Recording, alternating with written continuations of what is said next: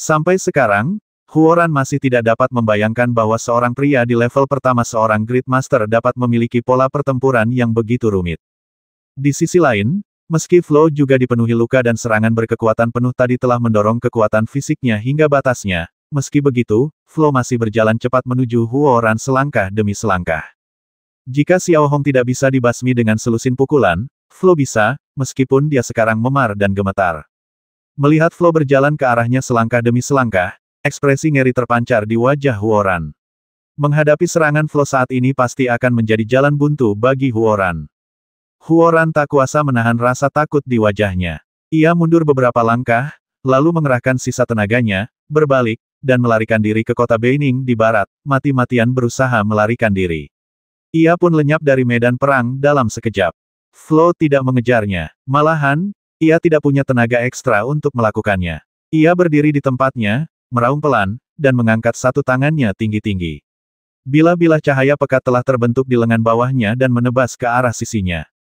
Bilah-bilah cahaya kuning pekat berkumpul di suatu ruang sempit, bagaikan ikan loah yang padat, melintas tepat di depan Xiao Hong.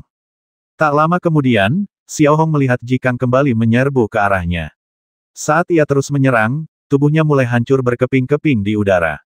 Akhirnya, hanya tersisa potongan-potongan tubuhnya seukuran kepalan tangan, yang berderak dan berceceran di tubuh Xiao Hong.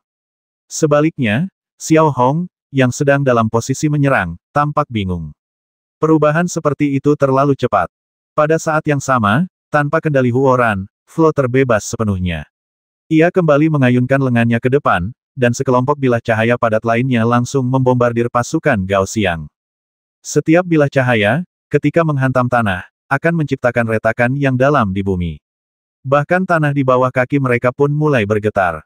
Hanya dalam satu hantaman ini, lebih dari 200 prajurit Gao Xiang tewas. Lalu datanglah pukulan kedua dan ketiga. Tak terkendali. 10 detik kemudian, 1000 tentara Gao Xiang terbasmi bagaikan rumput kering dalam pusaran angin. Awalnya, ada 12.000 tentara Gao Xiang, tetapi kini hanya tersisa 5.000. Tak seorang pun bisa melawan Flo di sini, dan tanpa kendali, Flo tak terkendali. Tak seorang pun bisa menghentikannya, apalagi dengan keberadaan lebih dari 100 tahanan. Huoran, yang telah melarikan diri, tentu saja menyadari situasi di medan perang. Meskipun raut wajahnya sangat muram, ia tetap mengeluarkan perintah terakhir kepada pasukan evakuasi. Saat prajurit Gao Xiang menerima perintah Huoran, prajurit Gao Xiang yang sebelumnya ganas segera berpisah dan menuju ke kota Beining. Hanya dalam semenit, prajurit Gao Xiang mundur tanpa jejak, hanya meninggalkan medan perang yang hancur dan mayat-mayat berserakan di mana-mana. Pada saat yang sama, sambil menatap Flo yang berdiri di tengah alun-alun, menyaksikan prajurit Gao Xiang mundur, napas yang selama ini ditahannya tiba-tiba lepas juga menghilang, lalu dia merasakan sebuah kilatan di depan matanya, lalu terjatuh ke belakang. Namun, Xiao Hong, yang cerdas, tetap berhasil mendukung Flo. Lalu ia bertanya dengan prihatin, "Flo, bagaimana perasaanmu?" "Tidak apa-apa. Aku bisa bertahan," kata Flo lemah, darah masih menetes dari tubuhnya. Ia jelas baru saja pulih dari penyakit serius. Setelah pertempuran yang begitu brutal, tekanan pada tubuh Flo luar biasa. Pada saat yang sama, pasukan tawanan dari segala arah berkumpul dan mengalihkan perhatian mereka ke Xiao Hong. Melihat Flo masih sadar, Xiao Hong merasa lega. Namun, Xiao Hong juga sangat yakin bahwa tidak disarankan untuk tinggal lama di sini. Ia tidak tahu seberapa parah pola pertempuran ibel hantu itu dapat memengaruhi Huoran. Ia mungkin akan terlibat lagi dalam 10 atau 20 menit. Meskipun cedera Flo tidak serius, pemulihannya akan memakan waktu lama. Bersihkan medan perang secara menyeluruh, singkirkan semua yang bisa digunakan, lalu pergilah menemui mereka yang terluka parah tanpa henti, perintah Xiao Hong dengan tenang. Lebih dari 100 prajurit tawanan hanya berkeliaran di medan perang selama 5 menit, mengambil beberapa barang secara acak, terutama obat-obatan penyembuh, dan segera meninggalkan kota Panduo. Setelah menaiki kuda berkaki besi mereka, mereka langsung menuju pantai timur. Namun, yang membuat tentara tawanan agak menyesal adalah tidak ada persediaan makanan di medan perang kecuali obat-obatan. Hal ini tidak mengherankan, karena ini adalah wilayah kerajaan Gao Xiang Zhenyi, dengan pangkalan militer berbagai ukuran di mana-mana. Apakah mereka masih perlu membawa persediaan dalam jumlah besar? Jika Anda memerlukan sesuatu, minta saja dikirimkan kepada Anda dari pangkalan militer terdekat. Justru karena itulah tentara Provinsi Langit tidak dapat merebut makanan sedikit pun dari prajurit Gao Xiang. Setelah hanya sekitar 10 menit berlari dengan panik, Xiao Hong dan yang lainnya bertemu kembali dengan mereka yang terluka parah.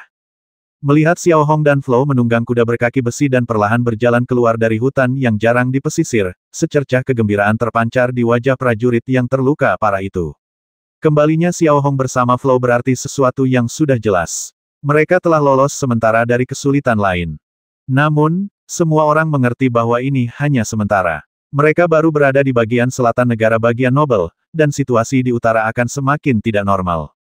Secara khusus, diketahui bahwa Flow yang terbangun terluka lagi dan tidak dapat mengerahkan efektivitas tempurnya dalam waktu singkat, dan tingkat cedera Huoran tidak diketahui. Parahnya lagi, hanya ada 137 tahanan yang masih bisa bertempur, dan makanan sangat langka. Setelah memeriksa semua ransel, mereka hanya menemukan 2 kaleng makanan dan setengah kantong tepung, itu saja. Bos, apa yang harus kita lakukan sekarang? Tinan menghampiri Xiao Hong dan bertanya. Meskipun mereka baru saja memenangkan pertempuran, masa depan masih sangat berbahaya. Xiao Hong menyadari bahwa terlalu tidak realistis bagi 137 orang, termasuk keluarga mereka, untuk menyerang wilayah utara negara bagian Chonggao. Setelah bencana ini, Xiao Hong tidak lagi ingin berjuang keras, dan ia tidak lagi memiliki modal untuk melakukannya. Kekuatan utama pola pertempuran bulan sabit telah habis, tidak ada makanan, dan obat-obatan langka. Bagaimana kita bisa melawan? Menatap laut yang suram dan berbahaya di kejauhan, raut wajah Xiao Hong tak dapat menyembunyikan sedikit pun kesedihan. Namun, sesaat kemudian, Xiao Hong mengalihkan pandangannya ke sekelompok besar kapal bobrok tak jauh darinya, terutama kapal berukuran besar yang berkarat dan tampaknya telah terbengkalai selama beberapa tahun. Panjangnya 150 meter, dan jika menara pengawas yang rusak tidak dihitung, tingginya sekitar 3 atau 4 lantai. Bagaimana kalau kita ambil jalur laut dan menyeberangi laut pedalaman Rizjian? Xiao Hong merenung cukup lama dan akhirnya mulai mengusulkan. Awalnya, Xiao Hong mengira usulan seperti itu akan menimbulkan banyak kejutan, tetapi ternyata tidak. Semua orang terdiam. Sebenarnya, saat ini tampaknya menjadi pilihan terbaik dalam situasi genting. Setidaknya, mereka tidak akan meninggalkan mayat untuk pasukan Gao Xiang. Sekalipun mereka mati di perahu yang sama, mereka seolah punya teman. Tapi kita tidak punya perahu, gumam Tuan Wu dalam hati. Bukankah sudah ada yang siap? Pakai Xiao Hong menunjuk ke kapal besar itu. Hancur seperti itu. Sekalipun kita mencoba menutup lubangnya, akan butuh waktu 10 hari hingga setengah bulan. Lagi pula, kita tidak punya bahan-bahannya, kata Tuan Wu dengan agak susah payah. 10 hari setengah bulan ini akan cukup bagi pasukan Gao Xiang untuk menemukan tempat itu, mengepung, dan menghancurkannya lagi. Tidak apa-apa, aku di sini. Ini akan selesai dalam 5 menit. Xiao Hong berpikir sejenak dan berkata, sepotong es berusia 10.000 tahun telah terbentuk di ujung jarinya. Melihat es abadi berwarna merah darah, orang-orang tampaknya mengerti segalanya. Karena kau tidak keberatan, maka sudah beres. Ayo cepat bertindak sekarang. Kita akan pergi dan keluar dari area berbahaya ini dalam 1 jam. Xiao Hong memberi perintah dan segera datang ke bagian depan kapal. Ia mengangkat kepalanya dan mengamati. Xiao Hong meletakkan tangannya di lambung kapal yang pang camping. Kemudian, sambil mengamati telapak tangan Xiao Hong, lapisan es berusia 10.000 tahun telah mengembun dan terus menyebar. Hanya dalam waktu 2 menit, lambung kapal yang besar itu langsung terbungkus lapisan es tebal berusia 10.000 tahun. Pada saat yang sama, para tawanan perang lainnya juga mulai memasuki lambung kapal dari satu-satunya lubang yang tersisa. Seketika, bau apek yang menyengat tercium di hidung para tawanan perang. Namun, tak seorang pun peduli lagi dengan baunya. Mereka malah meraba-raba menuju ruang mesin berpola ajaib di dasar kapal, dan yang mereka lihat hanyalah pemandangan yang masih rusak. Semua pola sihir bergerak berserakan di mana-mana, dan masing-masing badan mekanik pola sihir itu bengkok dan berkarat. Tidak mengherankan jika keempat motor berpola ajaib raksasa di lambung kapal tidak berfungsi dengan baik. Akan aneh jika salah satu dari mereka masih berfungsi setelah ditinggalkan entah berapa tahun. Xiao Hong, yang mengikuti, melihat situasi ini tanpa banyak perubahan ekspresi. Ia memeriksanya lalu bertanya dengan lembut, bagaimana bisakah diperbaiki? Semuanya, mustahil. Kalau kita berhasil menyatukannya dan beruntung, mungkin kita bisa memperbaiki satu, kata salah satu anggota tentara tawanan, yang tingginya hanya sekitar 170 cm. Namanya Helen, seorang mekanik, dan profesinya hampir sama dengan Moshi. Ayo, kau yang pimpin kami mulai sekarang. Xiao Hong tanpa membuang kata-kata dan langsung bekerja, memungut pola-pola sihir bergerak yang berserakan di sekitar dan menyatukannya. Yang lain juga mulai sibuk. Pada saat yang sama, Huoran sudah berlari kembali ke kota Beining. Tepat saat Huoran melangkah masuk ke kantornya, ia menutupi kepalanya dengan tangannya dan menjerit dengan suara memilukan. Di bawah tekanan kekuatan pendorong, meskipun gelombang energi hantu yang dilepaskan Xiao Hong tidak menyebar, itu sudah cukup untuk membuat Huoran menjalani kehidupan yang lebih buruk daripada kematian. Ia merasa seolah-olah sebuah blender dimasukkan ke dalam otaknya, mengaduknya dengan liar. Perasaan ini lebih tak tertahankan daripada tangan dan kakinya yang terpotong. Sampai sekarang, Huoran masih tidak percaya bahwa seorang pria setingkat Master Agung dapat memiliki pola pertempuran aneh yang dapat menyebabkan karakter pengendali jiwa sangat menderita. Tentu saja, fakta bahwa pola pertempuran ibel hantu dapat membuat hidup Huoran lebih buruk daripada kematian berkaitan erat dengan tanah gelap yang telah dibudidayakan Xiao Hong sebelumnya, yang dibudidayakan dengan daging dan darah seorang tokoh tingkat pengendali jiwa. Xiao Hong, aku tidak akan melepaskanmu. Huoran mengeluarkan suara seperti itu lagi, lalu jatuh langsung ke tanah, meronta kesakitan, dan berusaha sekuat tenaga menghilangkan gelombang energi ibel hantu di otaknya. Kota Suci Ungu. Di kantor Gao Zeji, tepat setelah Gao Zeji mengatur target untuk Huoran, semua orang kembali ke pos masing-masing, kecuali Gao Zeji dan Yi Fengmo, yang tetap berada di kantor Gao Zeji. Namun, pada saat ini, ekspresi kedua orang itu sedikit banyak terkejut, mata mereka sedikit melebar, dan wajah mereka dipenuhi dengan keheranan. Di layar cahaya yang terletak tepat di tengah pandangan Gao Zeji, terpampang adegan pertempuran tentara tawanan di kota Panduo. Awalnya, serangan basmi diri yang dilakukan tentara tawanan untuk melindungi majikan mereka cukup mengejutkannya. Kebangkitan flow selanjutnya membuat Gao Zeji dan bahkan Yi Fengmo merinding, lalu pertempuran sengit pun terjadi. Xiao Hong, seperti biasa, diusir dan kemudian melawan balik. Yang lebih mengejutkan Gao Zeji dan Yi Fengmo adalah Huoran benar-benar terluka oleh Xiao Hong. Meskipun ini di bawah kendali Flow, sungguh tidak dapat dipercaya bahwa seorang master jiwa yang hebat dapat memberikan pukulan seperti itu kepada seorang master jiwa. Adegan berikutnya adalah mundurnya Huoran dan kekalahan prajurit Gao Xiang. Kali ini, pengepungan dan penindasan yang sudah pasti berhasil berakhir dengan kegagalan. Bisa dibilang, keberadaan dan kebangkitan Flow adalah sesuatu yang tak terduga oleh Gao Xiang Zhen Yiguo. Ini juga merupakan alasan penting kegagalan. Untungnya, setelah serangan ini, hanya tersisa sedikit di atas 100 tahanan. Lebih lanjut, salah satu pola pertempuran berbentuk bulan sabit yang mengerikan tampaknya telah sepenuhnya habis, dan Flow juga mengalami kerusakan yang cukup parah, sehingga efektivitas tempurnya kembali berkurang secara signifikan. Setelah mempertimbangkan sejenak, Gao Zeji akhirnya mengambil pola sihir komunikasi di tangannya dan mengirim permintaan panggilan ke Huoran, siap untuk melihat bagaimana kondisi Huoran. Sesaat kemudian, sosok Huoran muncul di layar. Ia tampak berantakan, rambutnya acak-acakan, wajahnya pucat pasi, hidungnya sesekali berkedut, dan tubuhnya sedikit gemetar. Ayah, ayah, Huoran berusaha sekuat tenaga untuk bersikap hormat, tetapi ekspresinya sangat kaku. Ia tidak hanya tampak lesu tetapi juga sangat tidak wajar. Bagaimana keadaanmu sekarang, tanya Gao Zeji, matanya terus mengamati kondisi Huoran. Untungnya, gelombang energi aneh itu hampir menghilang di otakku. Kurasa akan baik-baik saja dalam beberapa hari, jawab Huoran. Beberapa hari. Gao Zeji mengulangi dua kata itu, sedikit mengernyit. Beberapa hari, jika Flow pulih lebih dulu, sudah cukup bagi pasukan tahanan untuk kembali ke Skyrim. Kalau begitu, jaga dirimu baik-baik selama beberapa hari ke depan. Jangan terlalu memaksakan diri, kata Gao Zeji menenangkan sebelum mengakhiri panggilan. Ia kemudian mengalihkan pandangannya ke Yi Fengmo di sampingnya dan berkata dengan serius, saat ini, sepertinya aku hanya bisa meminta Komandan Yi Fengmo untuk secara pribadi membantu negara bagian Chonggao dan memastikan Harrison kecil itu tertangkap. Saya mengerti, jawab Yi Fengmo. Ingat, jangan anggap remeh kali ini. Lakukan semampumu dan jangan membuat kesalahan lagi, perintah Gao Zeji tanpa mengalihkan pandangannya. Ya, Yi Fengmo menjawab dan mencondongkan tubuh ke arah Gao Zeji. Setelah meninggalkan kantor Gao Zeji, Yi Fengmo langsung menelepon Gao Longting, lalu membuka celah ruang dan pergi ke sana bersama Gao Longting. Alasan Yi Fengmo melakukan ini adalah untuk memperkaya pengalaman tempur Gao Longting sambil menyelesaikan tugas. Di sisi lain, setelah 1 jam penuh, Xiao Hong dan yang lainnya di dasar kabin akhirnya berhasil memperbaiki salah satu motor kapal. Perbaikannya sangat kasar dan terburu-buru, pada dasarnya dirakit dengan tergesa-gesa, dan motor itu nyaris tidak bisa berfungsi. Bersamaan dengan itu, pasukan tawanan juga memuat rekan-rekan mereka yang terluka parah, bahkan mayat mereka, dan kuda-kuda berkaki besi ke dalam kapal besar tersebut.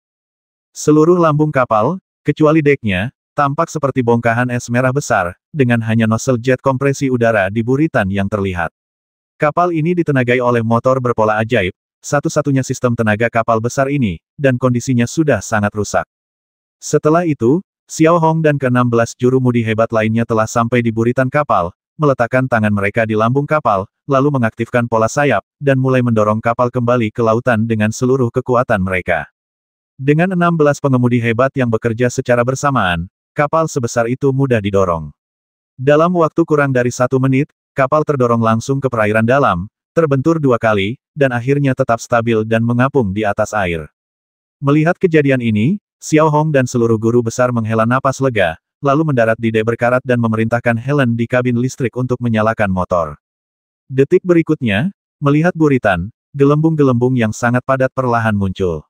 Demikian pula, kapal besar itu mulai meninggalkan pantai sedikit demi sedikit dan masuk jauh ke laut pedalaman riskan. Xiao Hong, berdiri di menara pengawas yang setengah rusak, memandang pantai yang semakin menjauh. Ekspresinya tidak banyak berubah, kecuali sedikit kerutan di dahi. Mereka meninggalkan tempat berbahaya Chonggaozu dan memulai perjalanan berbahaya lainnya. Apapun yang akan terjadi di masa depan, itu lebih baik daripada dikepung dan dihancurkan. Ini adalah pilihan semua prajurit tawanan. Benar atau salah, mereka akan maju dengan berani. Para prajurit tawanan yang berdiri di dek kapal yang pangcamping itu terdiam, tetapi mereka semua memiliki ide yang sama dengan Xiao Hong. Inilah jalan yang dipilih semua orang. Pada saat yang sama, Yi Fengmo dan Gao Longting telah tiba di kota Beining. Melihat Huoran terbaring di tempat tidur dengan banyak bekas luka medis di dahinya, ekspresinya tetap tidak berubah. Ia hanya menghiburnya beberapa patah kata, lalu mengambil alih sementara semua urusan militer negara bagian Chonggao.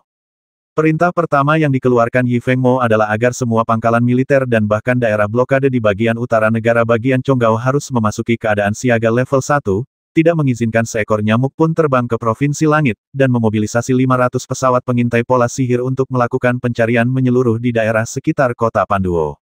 Kemudian, Yi Fengmo mengalihkan perhatiannya kepada Gao Longting dan memintanya untuk sementara mengambil alih divisi DUF, pasukan andalan negara bagian Chonggao. Divisi DUF beranggotakan 10.000 orang, yang pada dasarnya merupakan divisi terkuat di seluruh kerajaan Gao Xiangzenyi. Saking kuatnya, divisi ini bahkan lebih tinggi satu tingkat dari divisi utama. Semua peralatan diperoleh melalui berbagai jalur, baik melalui mata-mata maupun dengan membeli dengan harga tinggi di pasar gelap, dari Federasi Gadu atau Federasi Apenini. Sebagian lainnya adalah peralatan tercanggih yang dibeli dari Federasi Beba baru dengan harga super tinggi. Pada dasarnya, total konsumsi peralatan dan perlengkapan militer tahunan divisi ini hampir setara dengan total nilai output sebuah negara di kerajaan Gao Xiangzenyi. Sisanya tidak perlu dijelaskan lagi.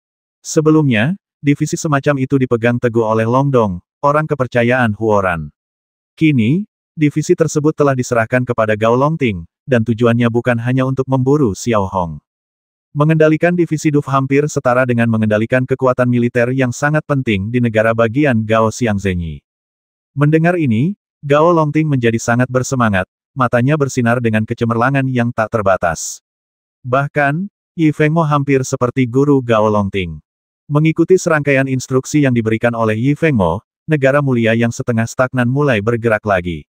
Berbagai pesawat pengintai pola sihir hampir tak terhitung jumlahnya, melakukan deteksi skala besar di sekitar kota Panduo, mengamati setiap pergerakan di darat. Setiap divisi juga mengambil posisi pengejaran dan intersepsi. Di bawah instruksi Yi Fengmo, Gao Longting langsung mengerahkan divisi DUF, siap untuk menemukan pasukan tawanan kapan saja, dan kemudian bergabung dengan Yi Fengmo untuk melancarkan serangan mematikan lainnya terhadap pasukan tawanan. Sayangnya pencarian berlangsung selama beberapa jam, dan hingga senja, masih belum ada jejak para tahanan. Rasanya seperti tentara tawanan telah menghilang dari muka bumi, tanpa meninggalkan jejak. Garis blokade yang terletak di utara kota Panduo juga tidak menemukan berita apapun tentang serangan tentara tawanan. Yi Fengmo, yang berada di kantor Huoran, melihat hasil deteksi dan ekspresinya sedikit berubah. Ini terlalu aneh. Sebelumnya, pasukan tawanan telah menyerbu ke utara dengan sekuat tenaga, tetapi mengapa kali ini mereka tiba-tiba menjadi begitu pengecut? Apakah mereka bersembunyi atau ada hal lain? Dapat dikatakan bahwa saat ini, menurut dugaan Yi Fengmo, hal yang paling mungkin dilakukan pasukan tawanan adalah mencari tempat yang sangat rahasia untuk menyembuhkan luka Flow, lalu keluar untuk melanjutkan pertempuran. Lagi pula, penghilangan seperti ini kemungkinan besar terjadi melalui laut. Namun, Yi Fengmo merasa spekulasi semacam itu agak tidak dapat diandalkan. Menurut Yi Fengmo, menyeberangi laut pedalaman Rizjian untuk memasuki provinsi langit ini terlalu tidak dapat diandalkan, hampir sama saja dengan basmi diri. Berikan perintah dan kerahkan 50.000 pasukan dari wilayah selatan Provinsi Chonggao untuk memulai pencarian menyeluruh di seluruh Provinsi Chonggao. Jangan sampai ada celah di bebatuan yang terlewat. Yi Fengmo berpikir sejenak dan mengeluarkan perintah. Pada saat yang sama, setelah beberapa jam berlayar, Xiao Hong dan yang lainnya telah sepenuhnya memasuki laut pedalaman Rizjian. Langit berangin dan hujan, dan awan tebal membuat mustahil untuk membedakan siang atau malam. Kilatan petir menyambar terus-menerus. Ombak besar terus bergulung di laut, seperti kolam besar berisi air mendidih. Kapal besar yang ditumpangi tentara tawanan itu bagai sehelai daun yang gugur di sungai, dihantam derasnya hujan dan dihantam ombak. Di laut yang hampir hitam, pemandangan makhluk-makhluk roh yang melompat keluar dari air lalu terjun kembali ke dalamnya dapat terlihat di mana-mana. Mereka semua adalah makhluk-makhluk roh tingkat keempat atau kelima dari Sang Maha Pengendali. Xiao Hong, yang berada di lambung kapal, sedang memandangi pemandangan laut melalui jendela kecil seukuran telapak tangan. Dua kata paling intuitif yang terlintas di benaknya adalah mengamuk. Rasanya lebih berbahaya di sini daripada di kehampaan yang luas, terutama di kapal ini. Selain motor pemecah sihir dan kemudi yang masih bisa bergerak, yang ada hanyalah cangkang besi pecah yang terbungkus es selama 10.000 tahun. Di samping Xiao Hong, seorang prajurit yang terluka parah terbaring sangat lemah di lantai yang dingin, lembab, dan lapuk. Tubuhnya diikat erat ke lantai dengan tali agar goyangan kapal tidak membuatnya tergelincir. Belasan prajurit tawanan yang relatif utuh mengamati situasi sekitar dari menara pengawas yang setengah rusak di dek, karena Xiao Hong tidak yakin makhluk roh mana yang akan tertarik pada kapal besar ini. Ledakan. Pada saat ini, terjadi turbulensi yang tiba-tiba dan sangat dahsyat di dalam kapal, disertai suara cipratan air yang keras. Seekor makhluk roh raksasa berbentuk tetesan air mata, yang panjangnya 50 meter, melompat keluar dari satu sisi kapal, melompati kapal, dan terjun ke laut dari sisi lainnya, menciptakan gelombang dahsyat. Mulutnya yang penuh taring dan pola silang-silang semakin menakutkan. Setiap taring panjangnya sekitar 3 meter dan memiliki lapisan energi berwarna darah samar.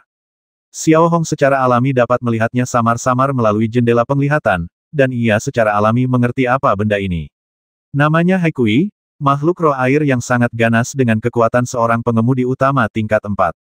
Ikan ini berspesialisasi dalam berburu makhluk besar untuk makanan dan sangat sensitif terhadap warna merah. Rupanya, es abadi yang menutupi bagian luar lambungnya menariknya. Ups, Xiao Hong bergumam pelan pada dirinya sendiri, lalu berdiri dari lantai yang bergetar. Bos, monster itu baru saja kembali dan sepertinya menyerang kita. Suara seperti itu terdengar dari pola sihir interaktif Xiao Hong.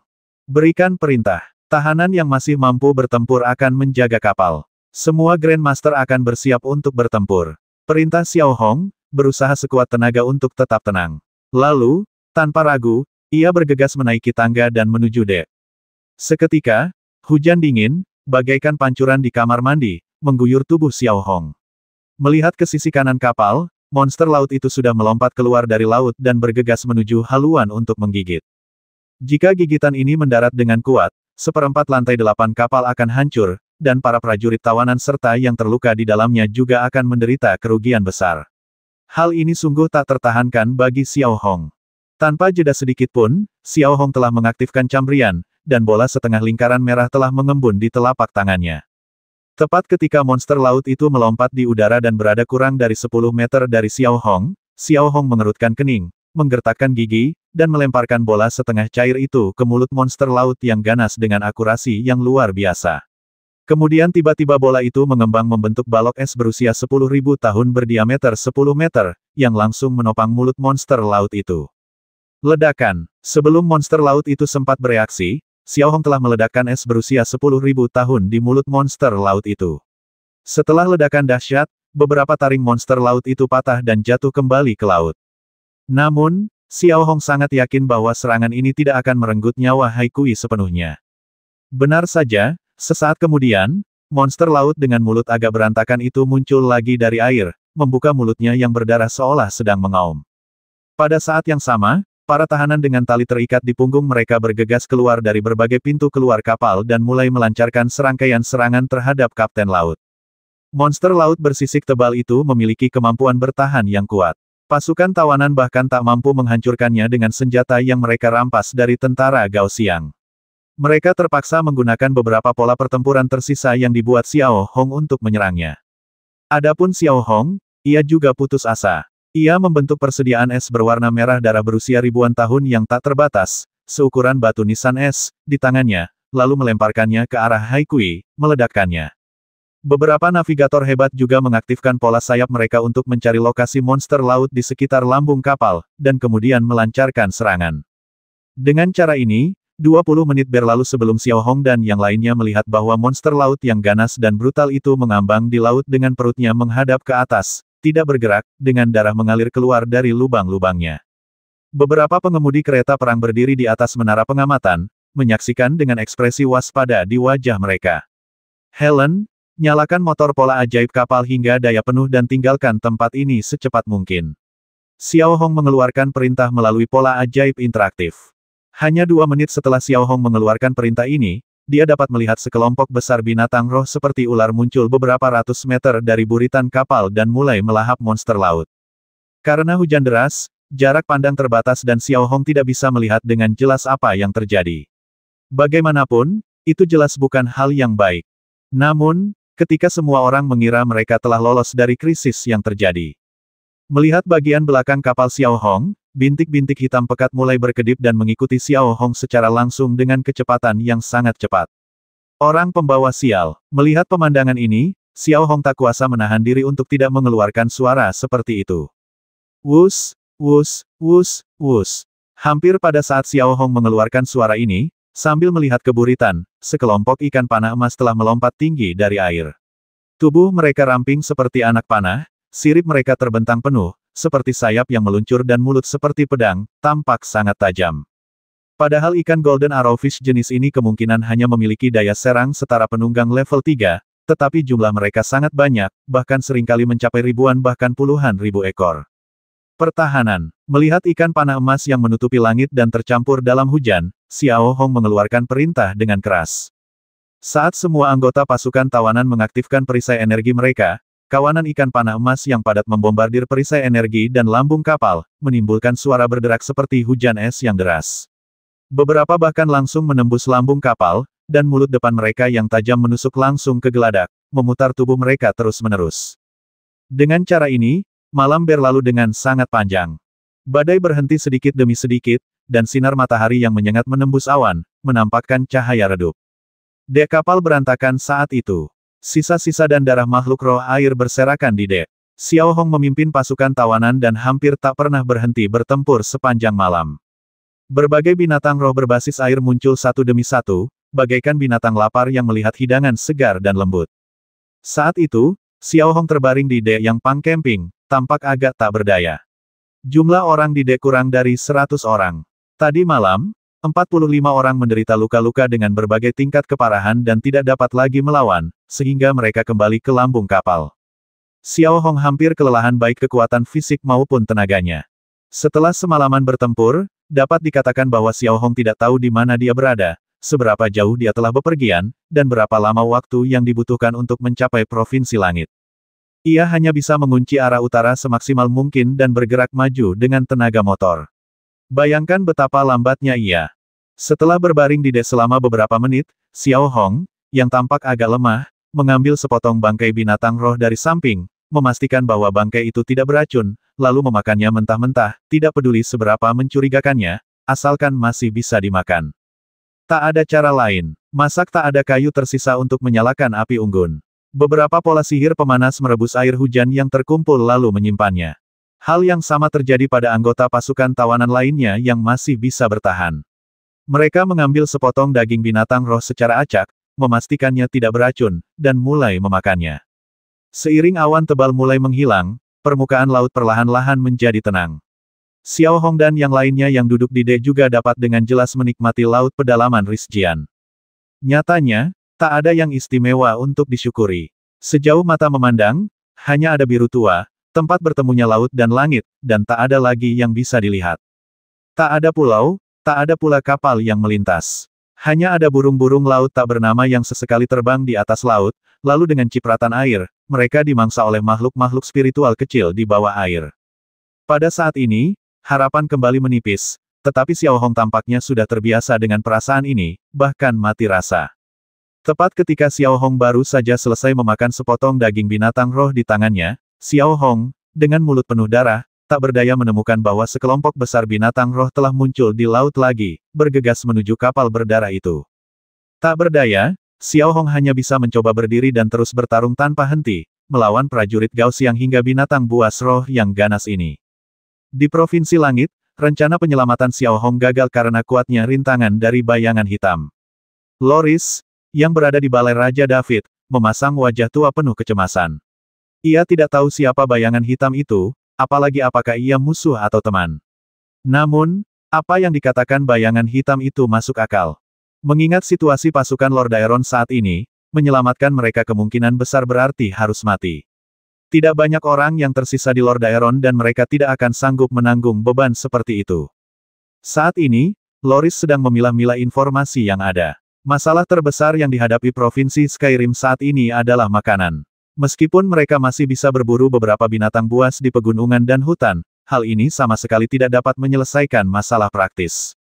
Akibat minimnya sinar matahari, banyak tanaman mulai layu. Sekalipun masih bisa tumbuh, pertumbuhannya sangat lambat dan hasilnya sangat buruk. Jika masalah ini tidak diselesaikan, hanya masalah waktu sebelum Skyrim menghilang. Ditambah dengan ketidakmampuannya membantu Xiao Hong, Loris tampak sangat lelah. Yang mulia, tepat ketika Loris merasa sangat tertekan, seorang pengawal kerajaan berbaju zirah perak, memegang tombak ajaib dan berjubah biru, setengah berlutut di hadapan Loris dan berkata, "Saya baru saja menerima informasi bahwa Harrison muda dan pasukannya telah kehilangan kontak sepenuhnya. Tingkat siaga di wilayah utara negara bagian mulia telah dinaikkan ke tingkat 1. Kami tidak dapat lagi memperoleh informasi lebih lanjut." Setelah mendengar laporan tersebut, wajah Loris memucat. Laporan tersebut tidak diragukan lagi menunjukkan bahwa Xiao Hong dan pasukan tawanannya berada dalam bahaya besar. Namun, dilihat dari kewaspadaan negara mulia, tampaknya pasukan tawanan belum sepenuhnya dilenyapkan untuk saat ini. Perasaan melihat Harrison kecil dalam kesulitan dan tidak dapat menyelamatkannya membuat Loris merasa sangat frustrasi dan sedih. Di mana bayangan hitam itu sekarang? Loris membuka matanya yang berawan dan bertanya dengan nada sedih. "Itu masih di bagian selatan Lipton County dan belum pernah pergi," jawab prajurit penjaga itu dengan nada yang jelas dan serius. "Tolong berikan aku tongkatku," bisik Loris kepada penjaga di sampingnya. Dia mengambil tongkat itu, menatap Loris lagi, berdiri dengan sedikit enggan, lalu menuruni tangga selangkah demi selangkah, dan memerintahkan, "Kemari, bawa aku melihat bayangan hitam itu, aku ingin bicara dengannya." Tanpa berkata apa-apa, penjaga itu dengan hati-hati menopang Loris dan berjalan keluar dari aula Raja David selangkah demi selangkah, dan mengirim pesan kepada Tess. Setelah keluar dari aula Raja David, sebuah celah ruang terbuka di depan Loris. Celah ruang ini dibuka oleh Tess. Karena dengan tubuh Loris saat ini, apalagi membuka celah ruang, mengendalikan pola pertempuran biasa saja sudah sangat sulit. Selangkah demi selangkah melalui celah angkasa, Loris tiba di barak di selatan Lipton County, tempat Tess sedang mengatur pasukannya. Di bagian selatan barak, bayangan hitam berdiri di jalan menuju selatan seperti patung, tidak bergerak, dan tidak ada aura di tubuhnya. Tess yang berdiri di depan Loris melihat Loris muncul, lalu membungkuk sedikit hormat kepada Loris tanpa berkata apa-apa. Loris hanya menepuk bahu Tess pelan, lalu, dengan dukungan para penjaga, ia berjalan menuju bayangan itu selangkah demi selangkah. Tess mengikuti dari dekat di belakang Loris, ekspresinya sekeras batu. Loris terhuyung ke depan bayangan hitam itu, dan menatap bayangan hitam itu dengan mata tuanya, tetapi tidak bisa merasakan adanya napas. "Aku tidak tahu dari mana asalmu, tapi aku yakin kau bukan musuh rakyat Lord Daeron. Aku juga tidak tahu apakah kau teman rakyat Lord Daeron, tapi aku tahu kau sangat kuat." Loris mengangkat kelopak matanya yang tua, menatap bayangan hitam itu dengan mata keruhnya, lalu bergumam, nadanya penuh dengan perubahan hidup yang telah berlalu seiring berjalannya waktu. Bayangan hitam itu tidak bereaksi atau bergerak, hanya berdiri di sana tanpa bergerak, hanya jubah besarnya yang berkibar tertiup angin. Kau benar sebelumnya, Lord Daeron tak lagi punya kekuatan untuk menyelamatkan anak itu, tapi kupikir kau seharusnya bisa melakukannya. Itulah sebabnya aku datang ke sini khusus untuk memohon bantuanmu menyelamatkan anak itu. Loris melanjutkan, nadanya penuh permohonan. Bayangan hitam itu tetap tak bergerak dan tak bersuara. Ia tampak seperti benda mati dan tak ada tanda-tanda kehidupan di sana. Loris menatap bayangan hitam itu tanpa respon apapun, matanya yang berawan dan tatapan memohon tak dapat menyembunyikan sedikit pun kesedihan. Kalau kau bersikeras tidak melakukannya, aku ingin tahu apakah ini tidak apa-apa. Sambil berbicara, Losley menarik jari-jarinya yang kering dari tangan penjaga itu sedikit demi sedikit, lalu ia bersandar pada kruknya dengan kedua tangan, berlutut dengan satu lutut sedikit demi sedikit, menyeret tubuh tuanya, dan berlutut di hadapan bayangan hitam itu. Sebagai Raja Provinsi Skyrim, ia berlutut di hadapan bayangan hitam itu. Tak berlebihan jika dikatakan bahwa ketika Tess melihat pemandangan seperti itu, wajahnya yang kasar tak kuasa menahan diri untuk berkedut beberapa kali, dan secercah ketidakpercayaan terpancar di matanya. Tahukah Anda, yang berlutut itu bukan hanya Loris, melainkan mewakili seluruh provinsi Skyrim dan seluruh ras Lord Daeron. Jari-jari bayangan hitam yang tak bergerak itu sedikit gemetar saat melihat pemandangan ini. Jelas, perilaku Loris di luar dugaannya. Di sisi lain, semburat kemerahan muncul di mata Loris. Ia telah begitu menderita. Ia memikul tanggung jawab menjaga garis hidup terakhir Lord Daeron, berjuang dalam pusaran selama ribuan tahun, menyaksikan generasi demi generasi mempertahankan tanah ini dengan nyawa mereka, dan menyaksikan dirinya sendiri perlahan-lahan melemah, tak mampu memimpin umat Lord Daeron keluar dari kesulitan. Apalagi sekarang, Skyrim telah memasuki tahap kritis. Sulit untuk melihat secercah harapan sekecil itu. Losley tidak ingin harapannya hancur dan tidak ingin jatuh ke dalam keputusasaan yang mendalam. Pada saat ini, bayangan hitam itu akhirnya bergerak, mengangkat lengannya sedikit, dan membantu Loris berdiri sedikit demi sedikit. Aku tahu kau sedang menderita. Kembalilah dan jangan berlutut lagi. Jangan lupakan semangat pantang menyerah rakyat Lord Daeron kepada siapapun. Bayangan itu akhirnya berbicara dengan suara yang asing. Jadi kau, setuju? Losley menatap bayangan hitam itu dengan penuh harap. Bayangan hitam itu tidak merespons. Ia mengangkat jarinya sedikit, dan retakan ruang yang besar tiba-tiba terbentuk. Sesaat kemudian, Losley, Tess, dan para pengawal muncul kembali di Aula Raja David. Adapun bayangan hitam itu juga telah menghilang. 3 hari 3 malam berlalu. Menatap Laut Rizjian, angin dan hujan mulai bertiup sekali lagi, dengan hujan deras mengguyur langsung ke kapal yang rusak. Xiao Hong adalah satu-satunya yang tersisa di dek. Ia terbaring di dek, tampak agak lemah. Mustahil untuk mengetahui gaya jubah perangnya. Ia menggenggam celah dek dengan kedua tangannya, menyipitkan mata, dan menatap kilat yang saling bersahutan di langit. Seluruh tubuhnya basah kuyup. Sulit menggambarkan ekspresi seperti apa itu. Seolah-olah ia sedang berjuang terakhir kali melawan hidup. Ia tak berdaya, tetapi tak ada keputusasaan dalam ekspresinya. Ia berjuang dengan lemah. Adapun orang-orang lain di dek, sebagian besar terluka parah dan telah memasuki lambung kapal. Mereka yang berada di level kusir kereta perang hebat terluka atau kekuatan kereta perang mereka hampir habis, dan mereka bahkan tidak bisa mengaktifkan pola pertempuran. Xiao Hong mengandalkan manik pola sihir malam gelap untuk bertahan hingga saat ini, tetapi saat ini, ia sudah kelelahan. Tubuhnya diguyur hujan, rasa dingin, basah, lelah, dan perih luka bercampur aduk saat ini. Di malam yang gelap ini, Xiao Hong tak lagi bisa melihat dunia di depannya, apalagi seberapa jauh provinsi langit atau di mana letaknya. Saat ini, kami kehabisan amunisi dan makanan. Xiao Hong dan pasukan tawanannya bertempur hingga saat terakhir, yang merupakan batas kemampuan mereka. Mengaum, raungan dahsyat bercampur guntur kembali terdengar di telinga Xiao Hong yang basah. Di tengah kilat dan guntur, Xiao Hong samar-samar melihat 500 meter dari kapal, sebuah gunung menjulang dari permukaan laut sedikit demi sedikit. Namun, itu bukanlah sebuah pulau, melainkan monster raksasa. Di malam yang gelap, Xiao Hong tidak bisa melihat warnanya. Ia hanya samar-samar melihat bentuk benda itu seperti cumi-cumi raksasa yang diperbesar berkali-kali lipat. Tubuhnya ditutupi tentakel raksasa, dan pada penghisap tentakelnya, cahaya putih redup bersinar. Cahaya itu sangat lemah, tetapi sangat menyilaukan di mata Xiao Hong. Ia mendekati Xiao Hong sedikit demi sedikit. Tidak ada yang menolong selain Xiao Hong. Ia sendirian terbaring di dek, berusaha berdiri. Luka yang dalam di pahanya tiba-tiba membuatnya kesakitan hebat. Tenaganya terkuras habis. Ia berusaha keras untuk berdiri, tetapi berulang kali gagal. Akhir jalan. Namun, saat ini, tidak ada keputusasaan atau ketakutan di wajah Xiao Hong. Ia hanya tersenyum lega dan tampak acuh tak acuh. Setelah mengalami begitu banyak hal, termasuk pembantaian, diburu, kematian rekan-rekannya, dan perlawanan yang tak kenal lelah, hati Xiao Hong menjadi sangat kuat. Sungguh sepadan baginya untuk bertahan hingga saat ini dan bertahan begitu lama hanya dengan satu kehancuran. Setelah itu, Xiao Hong hanya tersenyum dan menatap langit yang gelap, membiarkan hujan dingin menerpa wajah dan tubuhnya. Kemudian, perlahan-lahan, ia meletakkan tangannya di dan mengerahkan sisa tenaganya untuk mengemudikan cambrian. Kemudian, es keras berusia ribuan tahun itu mulai menyebar dengan cepat di tangan Xiao Hong. Akhirnya, seluruh kapal dan dek kapal terbungkus es berusia ribuan tahun itu, dan es itu terus menebal. Akhirnya, sebuah bola es raksasa berusia 10.000 tahun terbentuk, dan wujud asli lambung kapal tidak terlihat sama sekali.